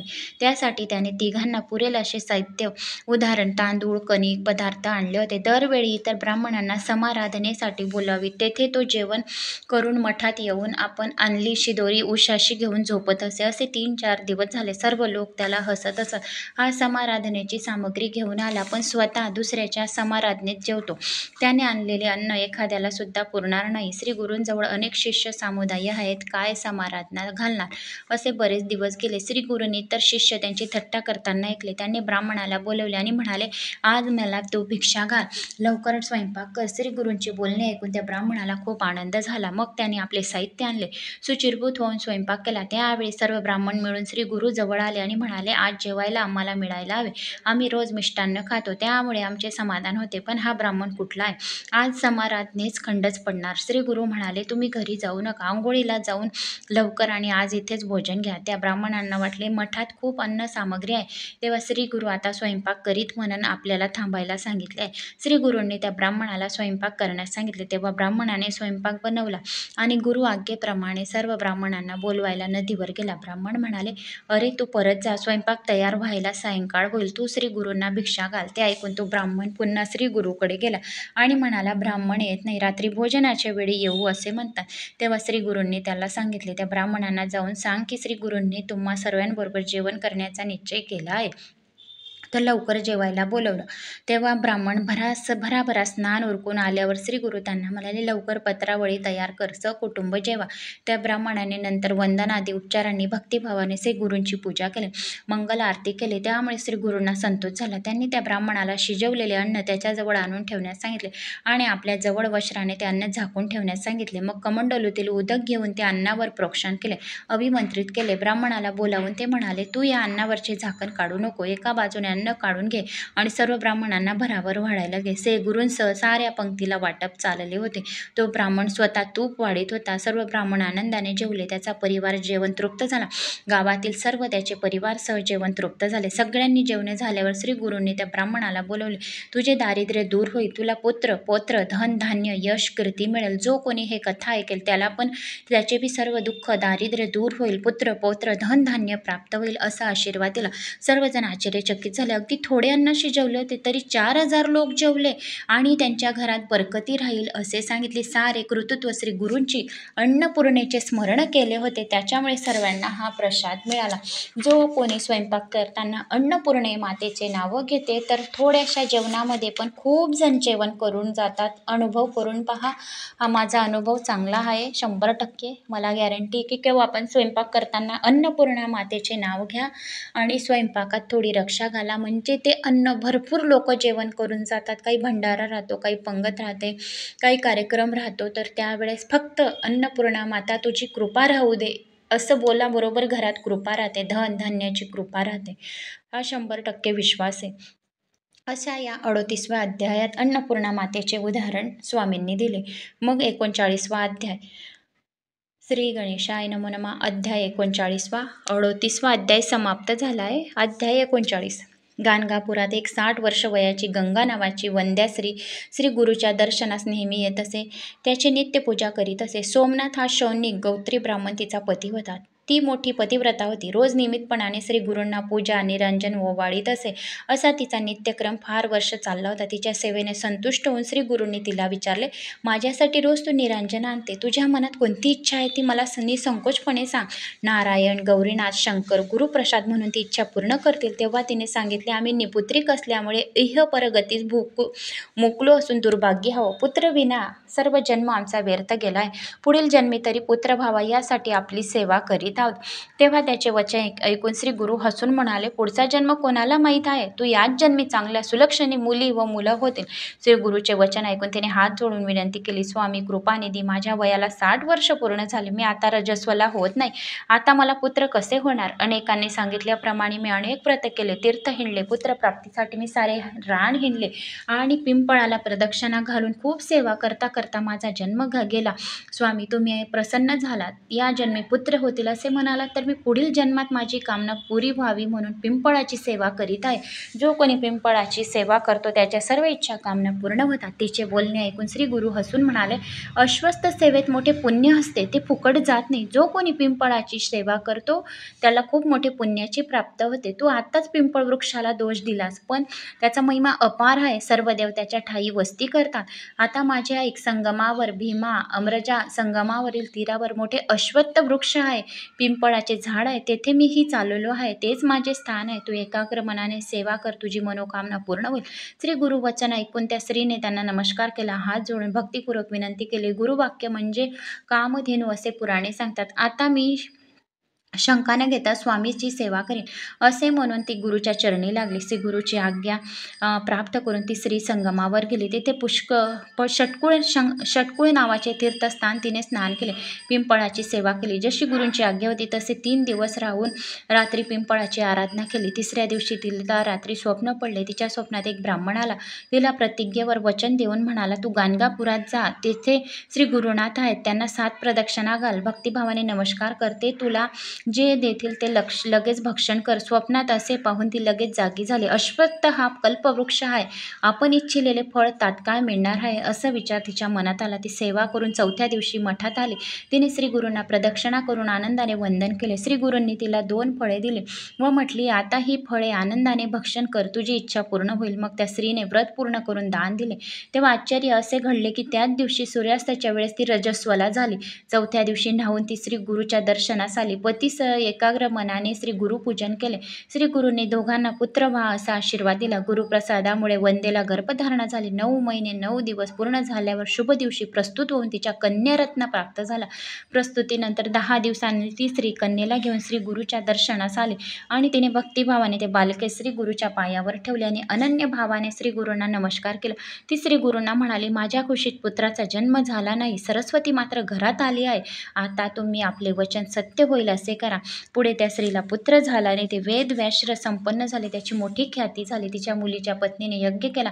त्यांचे दीक्षित हे नाव साऱ्या राष्ट्रात प्रख्यात झाले. त्यांची मनात खरी निर्धारयुक्त श्रद्धा असेल ते हे वर देतात. म्हणून श्री गुरूंची अनन्य भावाने भक्ती करावी. जो कोणी श्री गुरूंची भक्ती करतो त्यांच्या सर्व मनोकामना भगवान श्री स्वामी समर्थ श्री गुरु माऊली सर्वांच्या इच्छा मनोकामना पूर्ण करतात. तर अध्याय 39वा समाप्त झाला आहे. अध्याय 40वा. मग श्री गुरु गाणगापुरास असताना नरहरी नावाचा एक कुष्ठरोगी ब्राह्मण त्यांना शरण आला आणि वंदन करून म्हणाला, स्वामी, मी आपल्याला नाव लौकिक ऐकून आपल्या चरणाशी आलो आहे. आपण अलौकिक प्रकाश देणारे ज्योती स्वरूप आणि भक्तवत्सल्य आहात. मी पूर्वजन्मात फार पाप केले होते, त्यामुळे हा भोग भोगावा लागत आहे. पण स्वामी, आता मला सहन होत नाही. मी अनेक व्रते केली, अनेक तीर्थ हिंडलो, समस्त देव पूजले, पण माझी व्याधी काही बरी होत नाही. आता मी निर्धार करून आलो आहो. आपली कृपा झाली नाही तर मी प्राण त्याग करेन. श्री गुरु त्या ब्राह्मणाला म्हणाले, तू म्हणतोस ते खरे आहे, पण पूर्वी जन्मी फार पाप केले होतेस, म्हणून या जन्मी तुझी ही अवस्था झाली आहे. आता मी सांगतो, एक निष्ठेने केलेस तर तू या व्याधीतून मुक्त होशील. श्री गुरूंनी त्याला एक उंबराचे वाळलेले लाकूड दिले आणि संगमावर भीमा तरी ते रोवून रोज त्याला 2 कळशा पाणी घालण्यास सांगितले. ज्या दिवशी त्या लाकडाला पालवे फुटतील त्या दिवसापासून तुझे कोड बरे व्हायला सुरुवात होईल. श्री गुरूंनी विप्राला आज्ञा केली. त्याचा विश्वास बसला. ते लाकूड घेऊन संगमावर गेला. भीमेच्या तीरावर त्याने ते रोवले. श्री गुरूंनी त्या ब्राह्मणाला जसे सांगितले सांगितले तसे आचरण त्याने केले. अशा प्रकारे 7 दिवस त्या ब्राह्मणाने उपवास केले. त्या कष्टाला वेळोवेळी 2 कळशा पाणी घालत होता. लोक त्याची थट्टा करून त्याच्या गुरुवचनापासून परावृत्त करण्याचा प्रयत्न करीत होते, पण त्याचे न ऐकता पूर्ण श्रद्धाने व्रत करीत राहिला. शिष्याचे बोलणे ऐकून श्री गुरुने त्याच्या अंतःकरणाचा जसा भाव असेल तशी सिद्धी त्याला मिळाली. शिष्याला केवळ गुरुवाक्य म्हणजे अंतिम वचन असते, महत्त्व असते. भक्तिभावाला अंतःकरणात जशी भक्ती असेल तसे होईल. श्रद्धेचे बळ किती असते सांगण्यासाठी श्री गुरूंनी शिष्यांना काही पुराणातील कथा सांगितल्या आहे. श्री गुरूंनी जशी भाव सिद्धी होते तत्व शिष्यांना सांगितले. मग ते संगमावर गेले.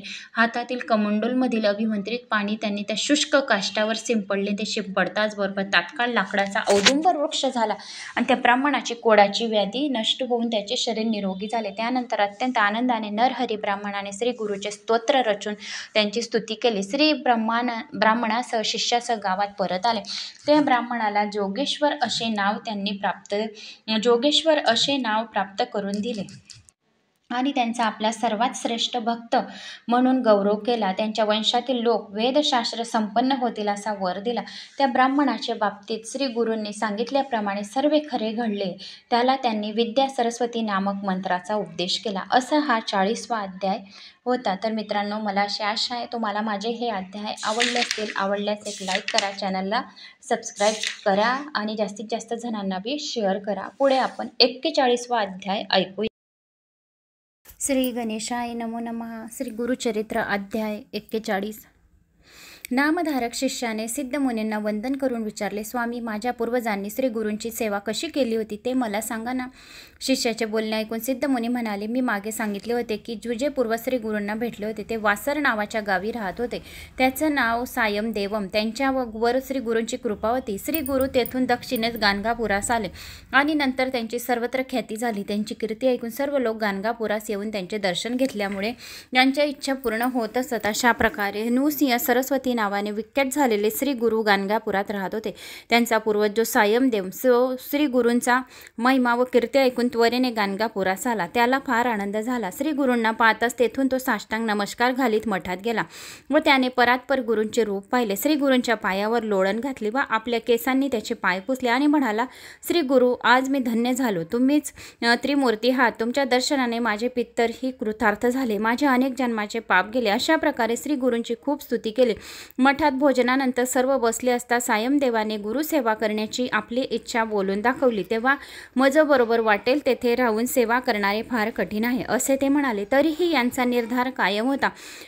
ते पाहून त्यांनी त्याला ठेवून घेतले. पुढे त्यांची धैर्य परीक्षा पाहण्यासाठी ते रात्री त्याला संगमावर घेऊन गेले व अचानक योगमायेने त्यांनी पाऊस व वादळ निर्माण केले. यातच त्याला शीत निर्वाणार्थ मठात जाऊन अग्नी आणण्यासाठी पाठवले. वाटेत आजूबाजूस कोठेही पाहू नकोस असे त्याला सांगितले. तो कसा तरी आधारात चाच पडत गावात गेला व अग्नी घेऊन परत येण्यास निघाला. पण येताना वाटेत त्याची जिज्ञासा जागृत झाली. त्याने दोन्ही बाजूस पाहिले व विजेच्या प्रकाशात दोन्ही मोठे काल सर्प दोन्ही बाजूस दिसले. तो धावत कसा तरी संगमावर पोचला तर ते साप त्याच्या पुढे श्री गुरूंना नमस्कार करीत आहेत असे त्याला साप दिसले. ते निघून गेल्यावर श्री गुरूंनी त्याला निर्भयपणा व गुरु आज्ञा पाळण्याचे रहस्य व महत्त्व सांगितले. श्री गुरूंनी त्याला विचारले, का रे असा भ्यालास का? आम्ही तुझ्या रक्षणासाठी 2 साप पाठवले होते. आता मनात भीती धरू नकोस. आमची सेवा कठीण असते तेव्हा गुरुसेवा फार विचार करून अंगीकारावी. दृढ भक्तीने सेवा करावी लागते. शिष्याने मृत्यूचीही भीती बाळगता कामा नये असे सांगितले. अध्याय 41 समाप्त. अध्याय 42. मग ब्रह्मदेवाचा त्वष्टा हा व्यक्त असा अवतार होय. त्याला एक पुत्र झाला. तो फार सुंदर होता. तो सुज्ञ व सर्व कार्यात कुशल होता. उपनयनास योग्य झाल्यावर त्वष्टाने त्याची मुंज केली. विद्या अभ्यासासाठी त्याला गुरुगृही पाठवलं. एकदा पावसात गुरुची पर्णशाळा गळू लागली.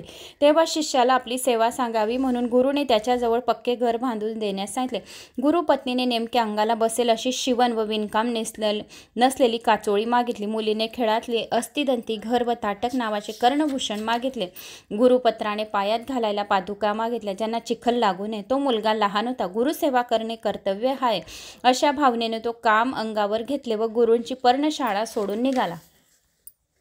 तो घोर रानात शिरला असता पश्चाताप पाहून हे काम उगीच अंगावर घेतले. आता कसे होणार अशी त्याला फार चिंता करू लागला. तोच तेथे त्याला एक अवधूत यती भेटला. बालकाला त्या यतीचा आधार वाटला. त्याने यतीला सर्व माहिती सांगून यावर काय उपाय आहे असे विचारले. त्यावर उपाय म्हणून यतीने त्याला काशी यात्रा करण्यास सांगितले. तो त्याला स्वतः काशीपर्यंत घेऊन गेला. त्याला काशीतील यात्रा व स्नाने, दर्शन व पूजा कोणत्या व कशा कराव्या ते सांगितले. मग तो यती गुप्त झाला. काशी क्षेत्रातील सर्व शिवलिंगांची दर्शने, तीर्थस्थाने बालकाने पूर्ण केली. तेव्हा त्याला शंकर प्रसन्न झाला आणि वरदानाने सृष्टीतील सर्व वस्तू निर्माण करण्याची शक्ती त्याला दिली. विश्वकर्मा असे त्याचे नाव ठेवले. विश्वकर्माने आपले नावाचे लिंग तेथे स्थापन केले. नंतर सर्व इष्ट वस्तू त्याने निर्माण करून गुरुला त्याच्या परिवाराला दिल्या. शंकराने सांगितलेल्या गुरुभक्तीचा महिमा, सर्व सेवा धर्माचा दुष्करपणा श्री गुरूंनी सायमदेवाला समजावून सांगितला. श्री गुरु काशी यात्राचे वर्णन करीत असता योग शक्तीने सायमदेवाला स्वतःसह प्रत्यक्ष काशी यात्रा घडवली. एवढे सांगून होत आहे की तो रात्र संपून सूर्योदय झाला. चिंता हाच आधार व गुरुकृपा ही ज्योती होय असे सांगितले. त्यावेळी सायमदेवाने संतुष्ट होऊन श्री गुरूंना वंदन केले व म्हणाले, स्वामी, तुम्ही मला जी कथा सांगितली ती खरोखर अद्भुत वाटली. काशी यात्रेची पद्धत मला सांगत होते तेव्हा असे वाटले की मी तुमच्याबरोबर स्वतः काशीतच होतो. मी जागा आहे, स्वप्नात आहे हेच मला कळेना असे म्हणून त्यावेळी त्या सायमदेव विप्राने श्री गुरुच्या चरणी नमन करून कारुण्यपूर्ण शब्दात त्याची प्रार्थना केली. अशा प्रकारे सायमदेवाने केलेली स्तुती ऐकून श्री गुरु खूप आनंदित झाले. श्री गुरुच्या अंतःकरणात भरपूर कृपा उत्पन्न झाली होती. आईची बालकावर जशी माया असते तसे त्यांना मायेने वागले. घरच्या गोष्टी सांगून सायमदेवाने आपल्या पुत्रकलत्राच्या संबंधी श्री गुरूंना सविस्तर सांगितले. आपल्या पत्नीला श्री गुरुच्या पाया पडायला सांगून दोन्ही मुलांनाही त्यांनी त्याच्या चरणावर घातले. त्याचा मोठा मुलगा नागनाथ त्याच्या मस्तकावर श्री गुरूंनी कृपेने हात ठेवला. तो सायमदेवाला म्हणाले, तुझा ज्येष्ठ पुत्र दीर्घायुष्य होईल, त्याला पुष्कळ संतती होईल. तुला जी दुसरी पत्नी आहे तिला 4 पुत्र होतील, तेही श्रीमंत होतील. तू आता सुखाने राहावे. तुझा जो वडील मुलगा आहे तो माझा भक्त होईल व त्याची सर्वत्र कीर्ती होईल असा श्री गुरूंनी आशीर्वाद दिला. अध्याय 42 समाप्तम. अध्याय 43. सायमदेवाला या अध्यायात श्री गुरूंनी अनंत व्रताचे महात्म्य सांगितले. पांडव वनवासात असताना श्रीकृष्णाने पांडवांना हे व्रत सांगितले. अनंत नावाचे विख्यात व्रत आहे. त्याचे आचरण केले असता तुम्हाला तुमचे राज्य मिळेल. अनंत म्हणजे सर्वत्र वास करणार, ते माझेच नाव आहे. मीच अनंत आहे. याबद्दल मनात शंका धरू नये. मीच सर्व ब्रह्मदेव विष्णू शंकर आहे. तेव्हा युधिष्ठिर माझे विधीपूर्वक पूजा करा. हे व्रत तुम्हाला योग्य आहे. श्रीकृष्णाने युधिष्ठिराला त्याच्या विनंतीवरून या व्रताची सर्व माहिती सांगितली. भाद्रपद शुक्ल चतुर्दशीस अनंतांची आराधना करावी. श्रीकृष्णाने एक जुनी गोष्टही सांगितली.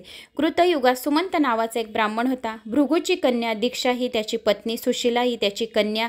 पुढे सुमंतांची पत्नी दीक्षा व ही दैववशात मरण पावली.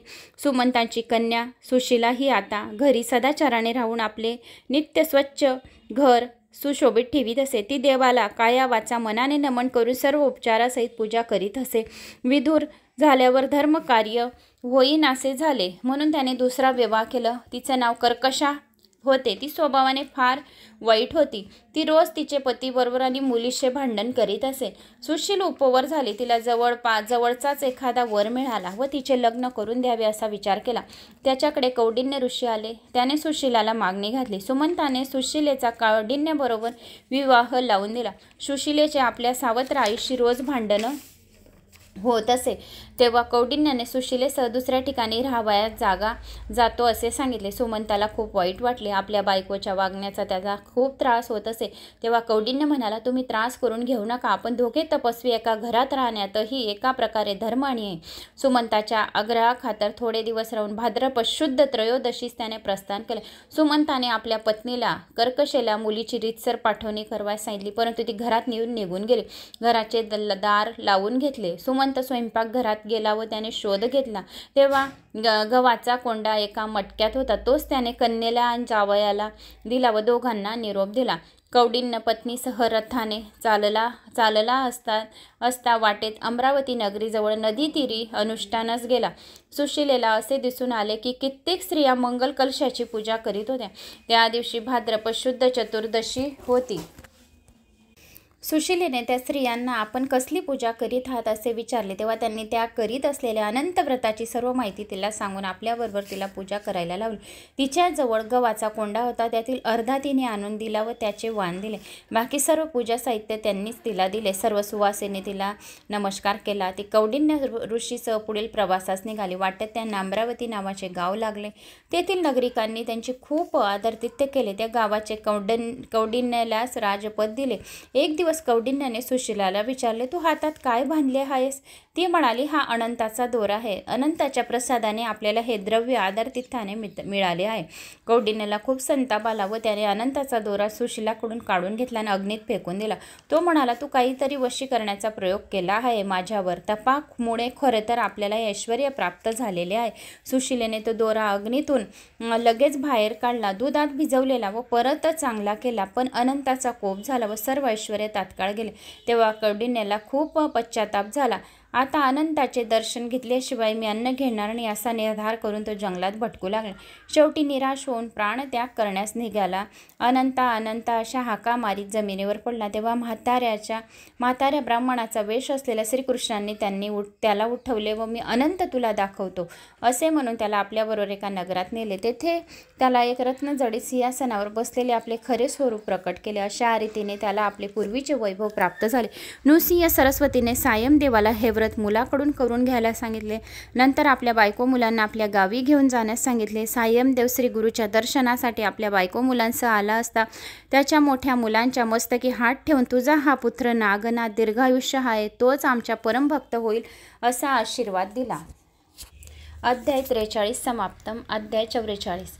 श्री गुरूंची भक्ती ऐकून भक्ती करीत होते त्या एक विणकर होता. तो अत्यंत गुरुभक्त होता. तो संसाराची कामे आटपून तिसऱ्या प्रहरी मठात येऊन सेवा करीत असे. तो मठाचे अंगण झाडीत असे. श्री गुरूंना दुरून नमस्कार करीत असे. शिवरात्रीला विणकराचे माता पिता यात्रेला निघाले. त्यांनी आपल्याबरोबर यात्रेला येणार का म्हणून त्याला विचारले. तेव्हा तो म्हणाला, माझा गुरु म्हणजेच मल्लिकार्जुन आणि श्री गुरूंचे कायम वास्तव्य असते. तो मठ म्हणजे श्री शैल्य पर्वत आहे. श्री गुरुचरण सोडून कुठे जाणार नाही अशी एवढी त्याची गुरुवर दृढ श्रद्धा व भक्ती होती. सर्वजण त्याला हसले आणि माता पिता बंधू सारेजण यात्रेला निघून गेले. नगरातील बहुतेक सर्वजण यात्रेला गेले, पण तो विणकर एकटाच मठात राहिला. श्री गुरूंनी त्याला विचारले, सर्वजण यात्रेला गेले, तू का नाही गेला? तेव्हा तो श्री गुरूंना म्हणाला, स्वामी तुमचे चरण हीच माझी यात्रा. मूर्ख लोक पाषाणाने दर्शन घ्यायला उगाच जातात. शिवरात्रीचा दिवस आला त्यावेळी श्री गुरुवर संगमावर गेले होते. दुपारी तो विणकरही स्नानास गेला. त्याला शिवरात्रीचा उपास होता. त्याने संगमावर स्नान केले. श्री गुरूंना नमस्कार करून भक्तिभावाने श्री गुरुसमोर उभा राहिला. श्री गुरु त्याला म्हणाले, सर्वांबरोबर यात्रेला गेला असता श्री शैल्य पर्वताचे रमणीय दर्शन तुला झाले असते. तू कधी तो पर्वत पाहिला आहेस का? तो म्हणाला, कधीच गेलो नाही. स्वामी तुमचे चरण सोडून कुठे जावेसे वाटतच नाही. तुमच्या चरणापाशीच आमच्या सर्व यात्रा आहेत. त्याचा दृढ भाव पाहून श्री गुरूंनी त्याला जवळ बोलवले आणि म्हणाले, या पादुका घट्ट धरून डोळे मिटून बस. मी तुला शैल पर्वताचे दर्शन घडवतो. मी सांगितलेले की मग डोळे उघड. मनोवेगाने श्री गुरु त्याला घेऊन पाताळ गंगेच्या तीरावर बसून डोळे उघड असे म्हणाले. श्री गुरुचे बोलणे ऐकताच त्याने डोळे उघडले. समोर पाहिले तर ते शैल्य पर्वत त्याच्या दृष्टीस पडला. अनेक लोक त्या पर्वताकडे दर्शनासाठी जाताना दिसले. श्री गुरु त्याला म्हणाले, अरे असा गोंधळ लाग्यात काय पाहतोस आहे? लवकर शोर कर, स्नान कर, दर्शनाला जा. आणि दर्शनासाठी जाताना दिसले. श्री गुरु त्याला म्हणाले, अरे असा गोंधळल्यात काय करत आहे? तर लवकर दर्शनात जा. श्री गुरूंनी तसेच सांगता तो स्नानासाठी गेला. तेथे आपले माता पिता बंधू गावकरी दिसले. त्याला विचारू लागले, तू कोणत्या रस्त्याने आलास? असे गुपचुपेने तुला शोभत नाही. माता पितरास तो नम्रपणे म्हणाला, आम्ही आजच दुपारी आलो. आता श्री गुरुच्या बरोबर आलो. परंतु कोणाच्या त्या सांगण्यावर विश्वास बसेना. पण कोणाजवळही काही न बोलता त्याने शोर केले, स्नान केले. सर्व पूजा सहित शिवलिंगाची पूजा करण्यास निघाला. परंतु काय आश्चर्य, त्याला शिवलिंगाच्या जागी श्री गुरु बसलेले दिसले. सर्व लोक त्याची पूजा करीत होते. विणकर मात्र मनात उमजला, आपले गुरु हेच शंकर. त्याने श्री गुरूंना फळ अर्पण केले आणि म्हणाला, स्वामी मला इथे एक अद्भुत गोष्ट दिसत आहे. सर्वजण आपलीच पूजा करत आहे, असे असताना इथं येण्याची काय गरज होती? श्री गुरु म्हणाले, भक्त सर्वत्र व चराचर ईश्वराने परिपूर्ण भरलेले आहे हे खरे, पण विशिष्ट स्थानाचे महात्म्य असते तर तिथे गेल्याने आपले सर्व दुःख, दारिद्र्य, सर्व पाप नष्ट होतात. सामान्य लोकांना अनाकलनीय आहे. विणकराच्या विनंतीवरून श्री गुरूंनी त्यांना त्या स्थानाचे महात्म्य समजावून सांगितले. एवढे सगळे होताना तिकडे गाणगापुरात तेथील लोक श्री गुरुचे शोध करीत होते. सर्व भक्तांना चुकल्यासारखे झाले. श्री गुरु विणकरासह जेव्हा संगमावर उतरले तेव्हा ते तेथेच राहिले आणि विणकराला सर्व शिष्याने बोलवण्यास मठात पाठवले. विणकर गावात आला तेव्हा सर्व लोक त्याला विचारू लागले, तू शोर का केलेस? तेव्हा तो म्हणाला, मी गुरु बरोबर वायुवेगाने श्री शैलास गेलो होतो, तेथील हा प्रसाद आणला आहे. गुरु संगमावर थांबले आहे. त्यांनी मला मठात जाऊन सर्व शिष्यांना बोलवण्यास सांगितले आहे, परंतु लोकांचा विश्वास बसेना. पुढे 15 दिवसांनी श्रीशैल्य यात्रेला गेलेले लोक परत आले. तेव्हा विणकर श्री गुरूंसह तेथे आला आणि त्यांना विचारले, आता असता खात्री झाली, गुरु महिमा अपरंपार आहे असा सांगितला. अध्याय 44 समाप्तम. अध्याय 45. एके दिवशी नंदी नावाचा कोड उठलेला एक ब्राह्मण श्री गुरुच्या दर्शनासाठी मठात आला. प्रथम त्याने तुळजापुराला अंगावरचे कोड जावे म्हणून देवीची 3 वर्ष आराधना केली, उपास केले, खूप कष्ट काढले. तेव्हा देवीने त्याला आज्ञा केली, तू चंद्रेला परमेश्वराच्या दर्शनात जा. त्याप्रमाणे तो चंदला परमेश्वरी स्थानी गेला. तेथे त्याने 7 महिने उपवास व पुरश्चरण केले. तेव्हा त्याला स्वप्नदृष्टांत झाला की तू गाणगापुराला जा. तेथे त्रिमूर्तीचे अवतार मनुष्य रूप धारण कर वास्तव्य करीत आहे. तेथे तुझे शरीर चांगले होईल. परंतु तो देवी मातेला म्हणाला, तू सर्वश्रेष्ठ असताना मला मानवाकडे पाठवित आहेस. प्रथम मला तसा आदेश दिला असतास तर मी तुझे इथे आराधना करीत बसलो नसतो. तेव्हा तू मला बरे तरी कर, नाही तर माझे प्राण त्याग करतो. असे बोलून तो तेथेच धरून बसला. त्याला स्वप्नात परत तोच दृष्टांत दिसला. तसेच तेथील सर्व पुजाऱ्यांना तोच स्वप्न दृष्टांत झाला आणि सर्व पुजारी त्याला म्हणाले, आम्हाला स्वप्न पडले, त्यानुसार तू आता देवीला जास्त त्रास देऊ नको, नाही तर आम्ही तुला येथून बाहेर घालू. तेव्हा त्याने केलेल्या उपवासाचे पारणे केले, देवीची पूजा केली आणि तेथून निघाला. गाणगापुरात येऊन तो मठात गेला. श्री गुरु संगमावर आहेस असे त्याला शिष्यांकडून समजले.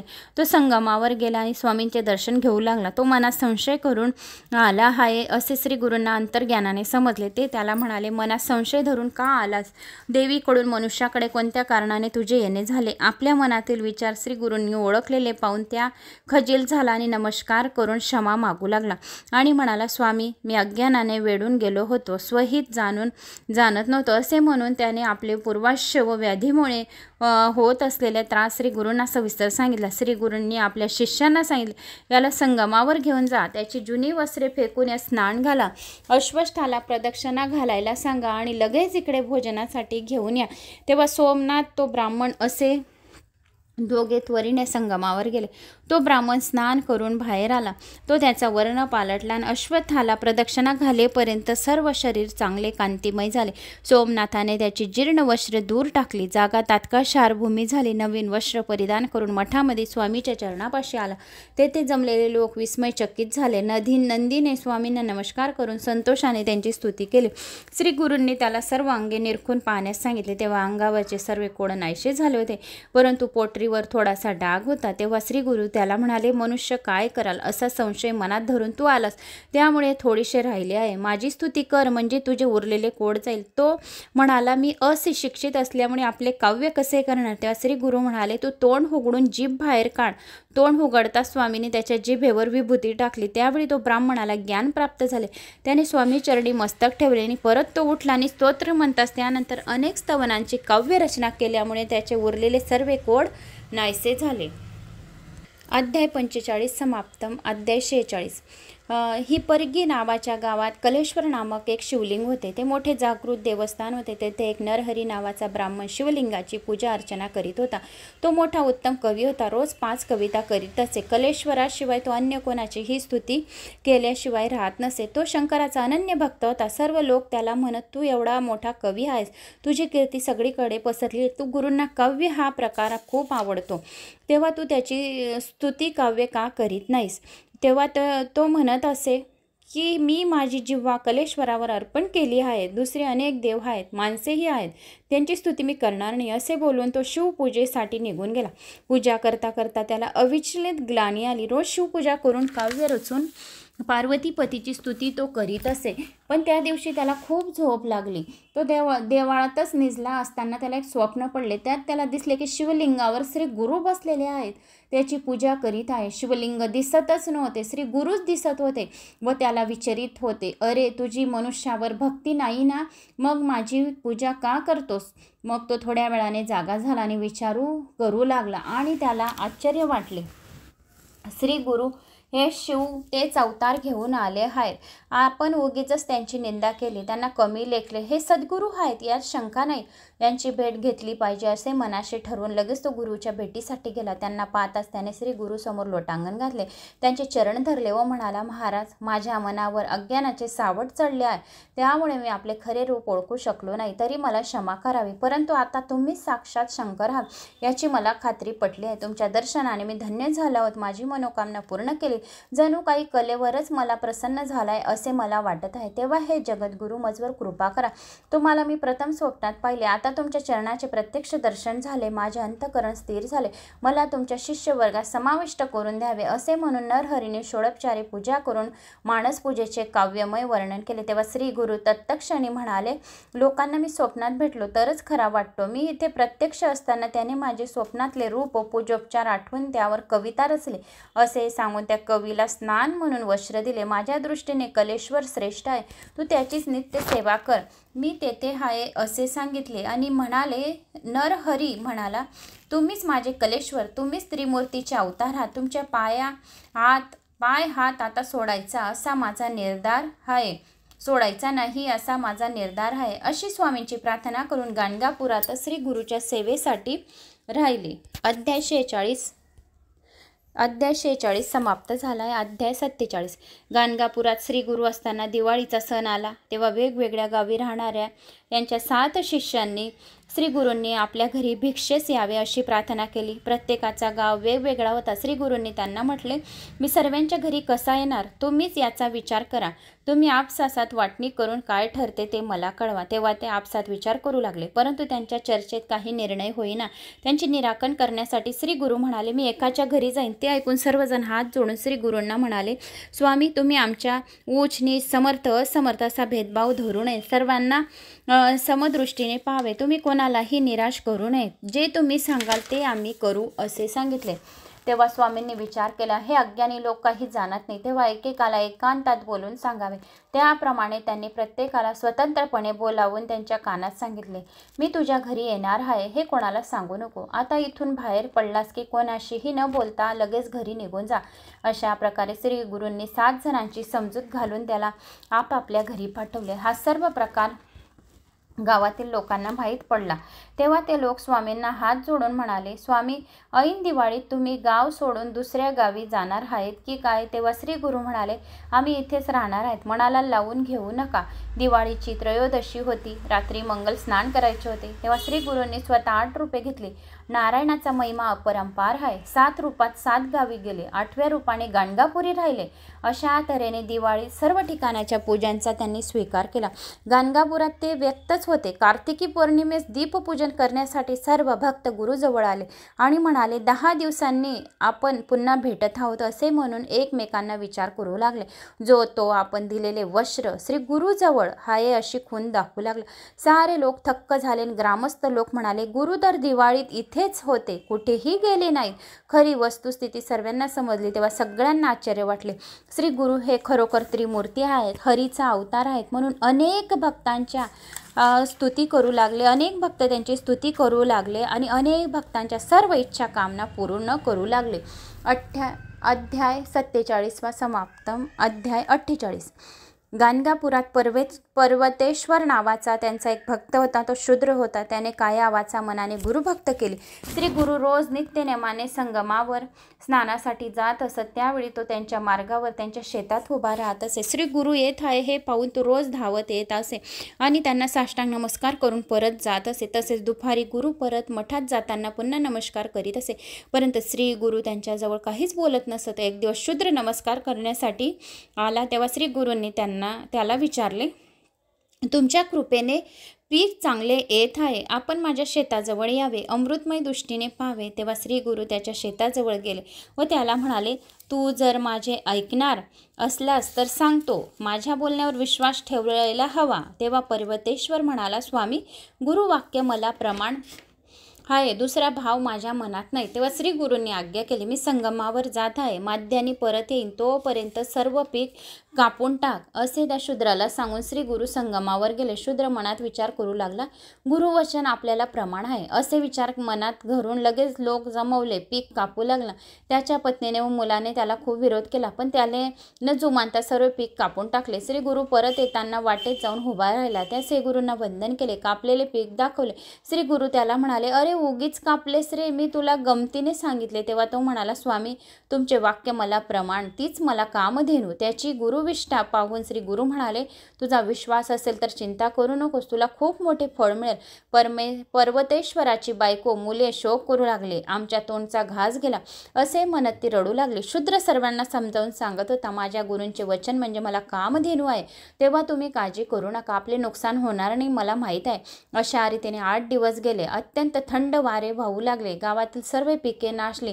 साऱ्या शेतातले पीक थंडीने नष्ट झाले आणि मूळ नक्षत्रावर अचानक पाऊस पडून नाश झाला.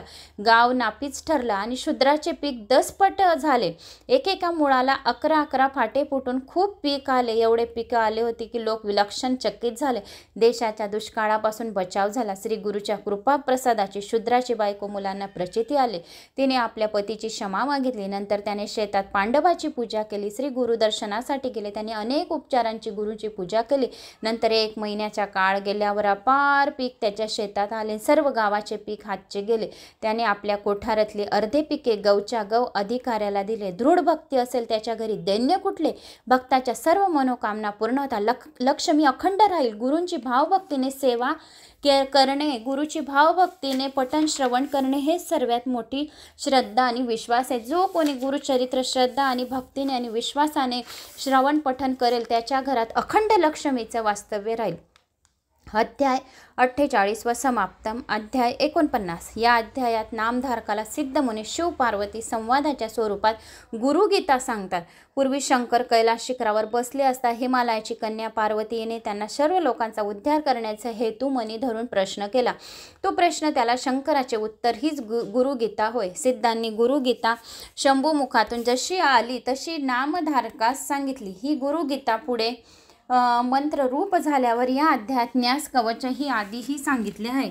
आणि मग देहधारी जेव कोणत्या मार्गाने ब्रह्मरूप होईल असा प्रश्न पार्वतीने शंकराला विचारला.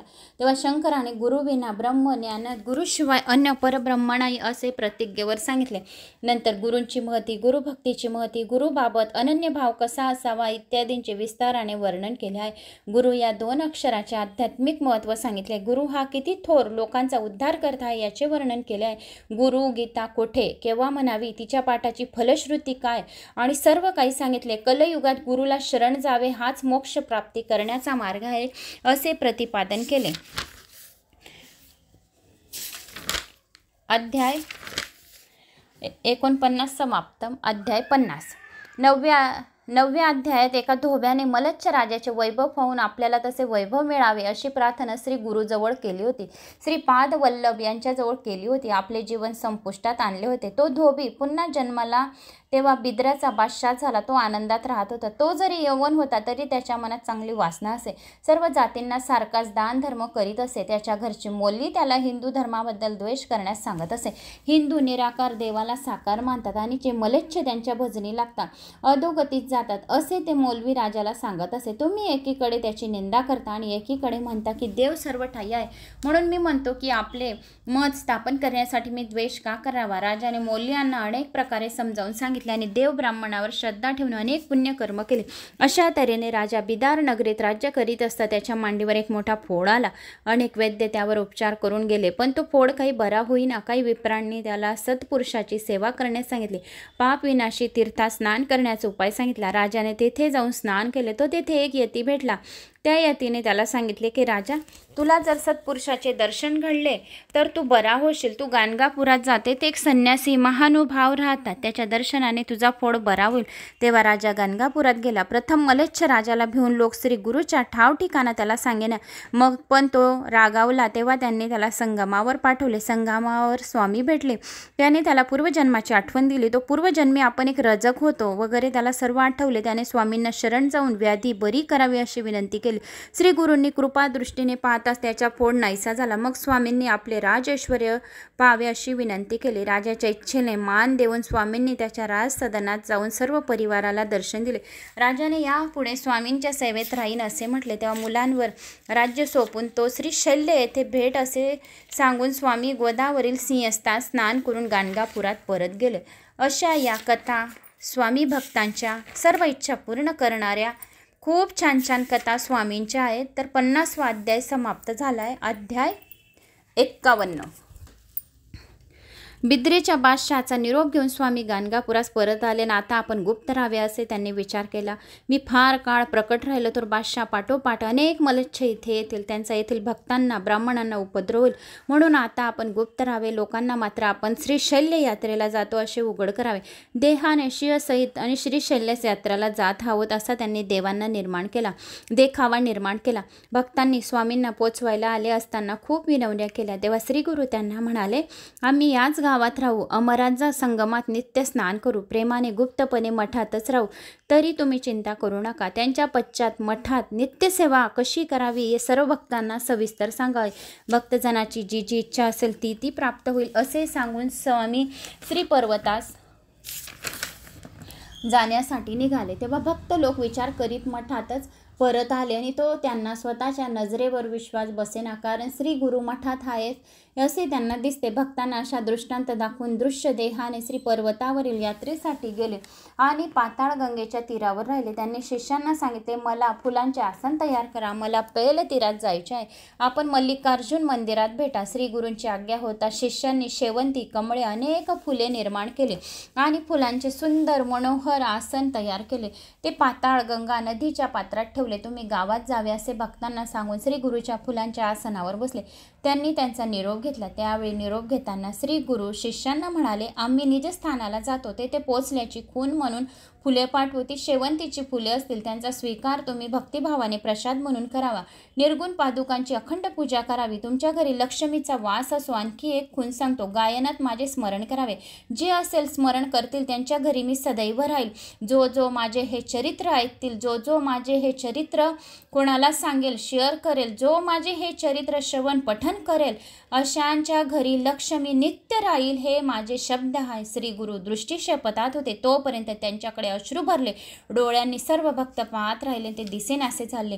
त्यांनी सांगितले की माझे हे गुरुचरित्र अध्ययन करणाऱ्याला, श्रवण पठन करणाऱ्याला कोणत्याच गोष्टीची कमी पडणार नाही. त्याला दीर्घायुष्य, धन, धान्य, यश, कीर्ती, मान सन्मान वाढेल. जे जिथे जातील तिथे त्यांचा यश कीर्ती होईल. आणि जो पठण श्रवण करेल त्यांचा चेहरा पण कोणी बघेल तरी सुद्धा त्याच्या चेहरा बघितल्याने सुद्धा त्याचे पापाचे सर्व नाश होईल आणि त्या घराचा उद्धार होईल असे एवढे स्वतः गुरूंनी सांगितले. आणि मग त्यानंतर त्यांनी डोळे मिटून सर्वजण स्तब्ध उभे राहिले. थोड्या वेळाने काही नावाडी या दिशेने त्यांच्याकडे येताना दिसले. ते जवळ आल्यावर शिष्यांनी म्हणाले, आम्ही श्री गुरूंना पाहिले. आम्ही पैल तीरावर होतो, तेथे श्रेष्ठ मुनींना पाहिले. त्यांचा वेश संन्याशांचा आपल्या स्थानात जावे, माझी भक्ती करून वंश परंपरा सुखाने राहावे. प्रसादाची फुले येथील शिष्यांनी प्रवाहातून काढून द्यावीत असे सांगितले. असा निरोप देऊन स्वामी पुढे निघून आले. नावड्याने सांगितल्याप्रमाणे थोड्याच वेळात प्रसादाची फुले प्रवाहातून वाहत आली. ती मुख्य शिष्यांनी काढून घेतली. नामधारकाने सिद्धींना श्री गुरुचे मुख्य शिष्य कोण होते असे विचारले. तेव्हा ते म्हणाले, कृष्ण सरस्वती, बाल सरस्वती, उपेंद्र सरस्वती, माधव सरस्वती यांना श्री गुरूंनी परत जाण्यास सांगितले. मी मात्र गुरुच्या संगतीच राहिलो. गृहस्थ धर्म पालन करून अनेक शिष्य आपल्या घरी राहत होते. श्री पर्वतावर तिघे आले, मी चौथा होतो. सायमदेव सारखे 2 श्रेष्ठ कवी नंदी, नरहरी आणि अशा चौघांनी ती पुष्प घेतली. श्री गुरूंचा महिमा, गुरुचरित्र म्हणजे कामधेनू आहे. असे गुरुचरित्र पुस्तक रूपाने जे लिहितील ते पवित्र होतील अशा श्री गुरूंचा आशीर्वाद आहे. जो जो हे गुरुचरित्र श्रवण पठन करेल, स्पर्श करेल तरी सुद्धा त्याचे सर्व पापे जळून भस्म होतील असे स्वतः गुरूंनी सांगितले आहे. अध्याय 51 समाप्त झाला आहे. अध्याय 52. श्री गुरुचरित्राचे 51 अध्याय ऐकून नामधारकाचे मन ब्रह्मनंदात लीन झाले. त्यांचा कंठ दाटून आला, डोळ्यातून प्रेम अश्रूच्या धारा वाहू लागल्या. त्यांचे अष्टसात्विक भाव उत्पन्न झाले. ते पाहून सिद्ध मुनींना संतोष झाला. त्यांची भाव समाधी लागलेली पाहून त्यांनी त्याला हातांनी कुरवळले, त्याला प्रेमाभावाने आलिंगन दिले आणि म्हणाले, शिष्योत्तमा, भाणावर ये, तू भवसागर तरुण गेलास, पण असाच समाधी सुखात राहिल्यास तर तुला प्राप्त झालेले ज्ञान तुझ्या मनातच राहील. मग बाकीचे लोक कसे करतील?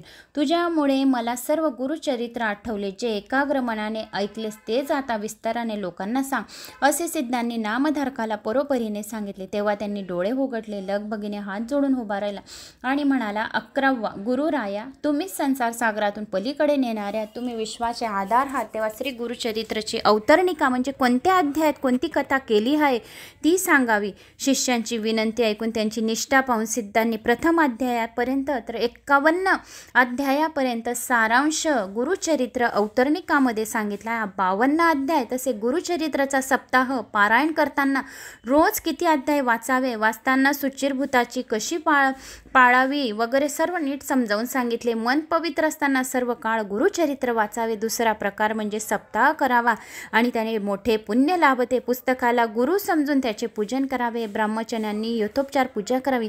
प्रत्येक अध्यायाची एक एक ओवी रचून ओवी रूपी रत्नाची माळ करून ती मनाच्या कंठी धारण केली म्हणजे सर्व पुरुषार्थ 4 पुरुषार्थ मिळाले असे समजावे. असे हे अध्याय गुरुचरित्रातले संपूर्ण अध्याय होते. तर ते तुम्हाला मी सर्वे पठन करून दाखवले, तर ते तुम्ही श्रवण करावी अशी माझी इच्छा आहे. आणि शेवटपर्यंत हे अध्याय गुरुमाऊलींनी सांगितलेले स्वामीचरित्र, गुरुचरित्र अध्याय आणि श्री स्वामीचरित्रचे संपूर्ण अध्याय या सप्ताहामध्ये पठन श्रवण करावे म्हणजे स्वामींचा आपल्यावर आशीर्वाद राहील. तर मित्रांनो, मला अशी आशा आहे की तुम्हाला हे माझे अध्याय आवडले असतील. आवडल्यास एक लाईक करा.